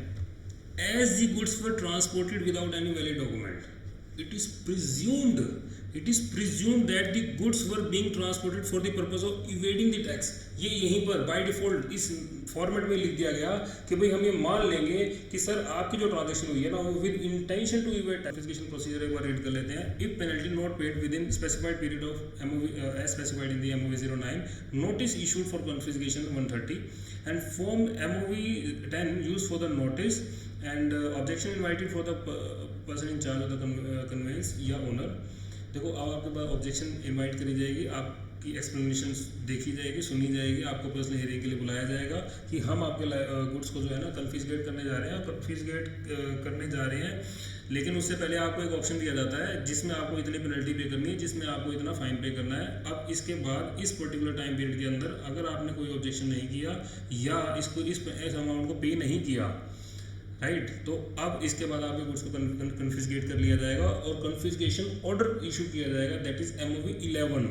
यहाँ पर बोला गया confiscation order issued in MOV 11, title of the goods conveyance transfers to government, time period यहाँ पे मैक्सिमम 3 मंथ्स का दिया जाएगा। अगेन अगर पेरिशेबल नेचर का है, हजार्डियस नेचर का है, तो यहाँ पे इसके बाद फ्रीडम है ऑफिसर के पास। अच्छा, प्रीवियस ऑर्डर विड्रॉल, यहाँ पर आपको एक चीज़ ध्यान रखनी है कि अगर आपके MOV 10 में प्रोसीडिंग स्टार्ट हो चुकी है, तो आपको MOV 09 जो होगा प्लस समरी ऑर्डर जो होगा वो आपको विड्रॉ करना पड़ेगा। यहाँ पे लिख दी गई है ये बात। और जो लाइबिलिटी आपकी क्रिएट हो रखी थी MOV 09 में, अब वो विड्रॉ हो जाएगा। इसका मतलब आपके पोर्टल में ई लाइबिलिटी रजिस्टर में जो लाइबिलिटी क्रिएट हो रखी थी वो भी खत्म हो जाएगी, राइट। अब एक और नई लाइबिलिटी क्रिएट हो जाएगी, राइट। अब हम बात करेंगे पेनल्टी एंड फाइन, ये भी हमने देख लिया। Auction of the confiscated goods, अगर ऑर्डर इशू हो गया, दैट इज MOV 11 इशू हो गया, अब ऑफिसर के पास पावर है, वो उसका ऑक्शन करे, ई ऑक्शन करे, पब्लिक ऑक्शन करे, जैसे भी करे, ओपन ऑक्शन करे, तो वो उसकी ऑक्शन करके उस अमाउंट को रिकवर कर सकता है। किस अमाउंट को? पेनल्टी प्लस फाइन को, राइट। सो इसे हम देखते हैं, auction of the confiscated goods, ये हमने देख लिया। यहाँ पर आपको एक चीज़ और देखनी है कि ये हमने देख लिया कि अगर मैंने अपील फाइल कर दी तो उस रिकवरी प्रोसीडिंग की स्टे लग जाएगा। अगर पेरिशेबल नेचर का है, हजार्डियस नेचर का है, तो कोई स्टे नहीं लगेगा। ऐसा कहाँ लिखा गया? रूल 144A में लिखा गया, राइट। रूल 144A जो कि डील करता है कि आपकी गुड्स को, आपके कन्वेंस को डिस्पोज ऑफ कर दिया जाएगा, सेल कर दिया जाएगा। किस लिए? उस पेनल्टी, उस फाइन को रिकवर करने के लिए, राइट। तो ये एक बार हमको देखने की जरूरत है। रूल 154 में ये बात कही गई है कि लेट सपोज आपके रिस्पेक्ट में कॉन्फिस्केशन प्रोसीडिंग स्टार्ट हुई, हमने उसे डिस्पोज ऑफ करना था। डिस्पोज ऑफ करने के बाद हमने उसकी ऑक्शन रखी। ऑक्शन रखने के बाद लेट सपोज उससे मेरे पास रिकवर हुआ 2 लाख रुपए। अब वो जो 2 लाख रुपए होंगे, वो 2 लाख रुपए को कैसे कैसे मैं यूटिलाइज करूंगा, वो उसकी बात कही गई है। उस 2 लाख रुपए में से सबसे पहले उस ऑक्शन से रिलेटेड जितनी मेरी एडमिनिस्ट्रेटिव कॉस्ट होगी वो मैं पहले रिकवर करूंगा। सेकंड स्टेप में जो मैं रिकवर करूंगा, मेरी 129 की पेनल्टी रिकवर करूंगा, राइट। 129 की क्या इस केस में 129 की पेनल्टी है? The answer is no. यहाँ पर इस 129 की पेनल्टी नहीं है। मेरे केस में मैं थर्ड पॉइंट में कवर होऊंगा, अदर GST ड्यूज, जहाँ पर लिखा गया any other outstanding GST liability, जो भी मेरे फाइन था, जो मेरी पेनल्टी थी, वो सब इस थर्ड पॉइंट में आ जाएगा। एंड फोर्थ पॉइंट इज, अगर कुछ पैसा बच गया, उस 2 लाख में से कुछ की पेनल्टी थी, कुछ की एडमिनिस्ट्रेटिव कॉस्ट थी, फिर भी मेरे पास 50,000 रुपये बच गए। अब वो 50,000 रुपये क्या मैं अपनी पॉकेट में डालूंगा और मैं चला जाऊंगा? The answer is no. उस 50,000 रुपये को मेरा जो टैक्स पेयर था, जो उस गुड्स के रिस्पेक्ट में अगर कुछ सेल प्रोसीडिंग हुई है, राइट, तो वो जो सेल प्रोसीड आई, वो मैं उस आदमी के कॉमन पोर्टल पे ई कैश लेजर में ट्रांसफर कर दूंगा। और अगर टैक्स पेयर जो है वो अनरजिस्टर्ड पर्सन है, तो उसके बैंक अकाउंट में डायरेक्टली ट्रांसफर कर दिया जाएगा। सर एक क्वेश्चन ये भी आ सकता है कि सर 129 की पेनल्टी है ही नहीं, अगर मान लो, तो वहाँ 129 की पेनल्टी लिखा ही क्यों गया? पेनल्टी नहीं पे करोगे तो उस केस में उस गुड्स को, उस कन्वेंस को डिस्पोज ऑफ करके, सेल करके हम उसकी रिकवरी कर सकते हैं। ऐसा रूल 144A में लिखा गया। और रूल 144A में कहीं पे ये नहीं लिखा गया कि सर आपको पहले कन्फिस्केशन प्रोसीडिंग स्टार्ट करनी है और कन्फिस्केशन प्रोसीडिंग स्टार्ट करने के बाद ही आप उसको डिस्पोज ऑफ करोगे, ऐसा नहीं लिखा गया, ठीक है। लेकिन यस, आपके सर्कुलर में जरूर ये बात लिखी गई थी कि भाई हाँ, आपको अगर ऐसा नहीं हुआ तो कन्फिस्केशन प्रोसीडिंग स्टार्ट हो जाएगी, राइट। इसलिए 129 की यहाँ पे पेनल्टी लगी गई है। जो इसकी हमने देखा जुरिडिक्शनल कंसिडरेशन, भाई अगर CGST का जो ऑर्डर पास किया जाएगा वहाँ पर SGST का भी ध्यान रखा जाएगा, cross empowerment of the GST, right. और इलेक्ट्रॉनिक लाइबिलिटी मैनेजमेंट, ये भी हमने देख लिया, जहाँ पर हमारा तमिलनाडु का केस था, वर्स्ट केस था एक्चुअली वो तो। And second is appealable remedies, ये हमने देख लिया। पेनल्टी ऑर्डर होंगे, कन्फिस्केशन ऑर्डर होंगे, ये बेसिकली हम इसको एनफोर्समेंट ऑर्डर्स बोलते हैं इसको ना, एनफोर्समेंट ऑर्डर, जहाँ पर एक प्रोसेस फॉलो करने के बाद एनफोर्स कर दिया जाता है कि भाई आपको डिटेन कर लिया गया, आपको कन्फिस्केशन कर लिया गया, राइट, तो इनको हम एनफोर्समेंट ऑर्डर बोलते हैं। सो आई बिलीव कि ये वीडियो आपके लिए हाईली नॉलेजेबल रही होगी, प्रैक्टिकल रही होगी, आपकी प्रैक्टिस के लिए, आपके रूटीन कंप्लाइंसेस के लिए। सो इन केस अगर आपकी किसी भी तरह की कोई क्वेरीज हैं तो प्लीज़ राइट अस कि आपकी ये क्वेरीज हैं, तो उसको भी हम रिजॉल्व करने की पूरी कोशिश करेंगे। Thank you very much.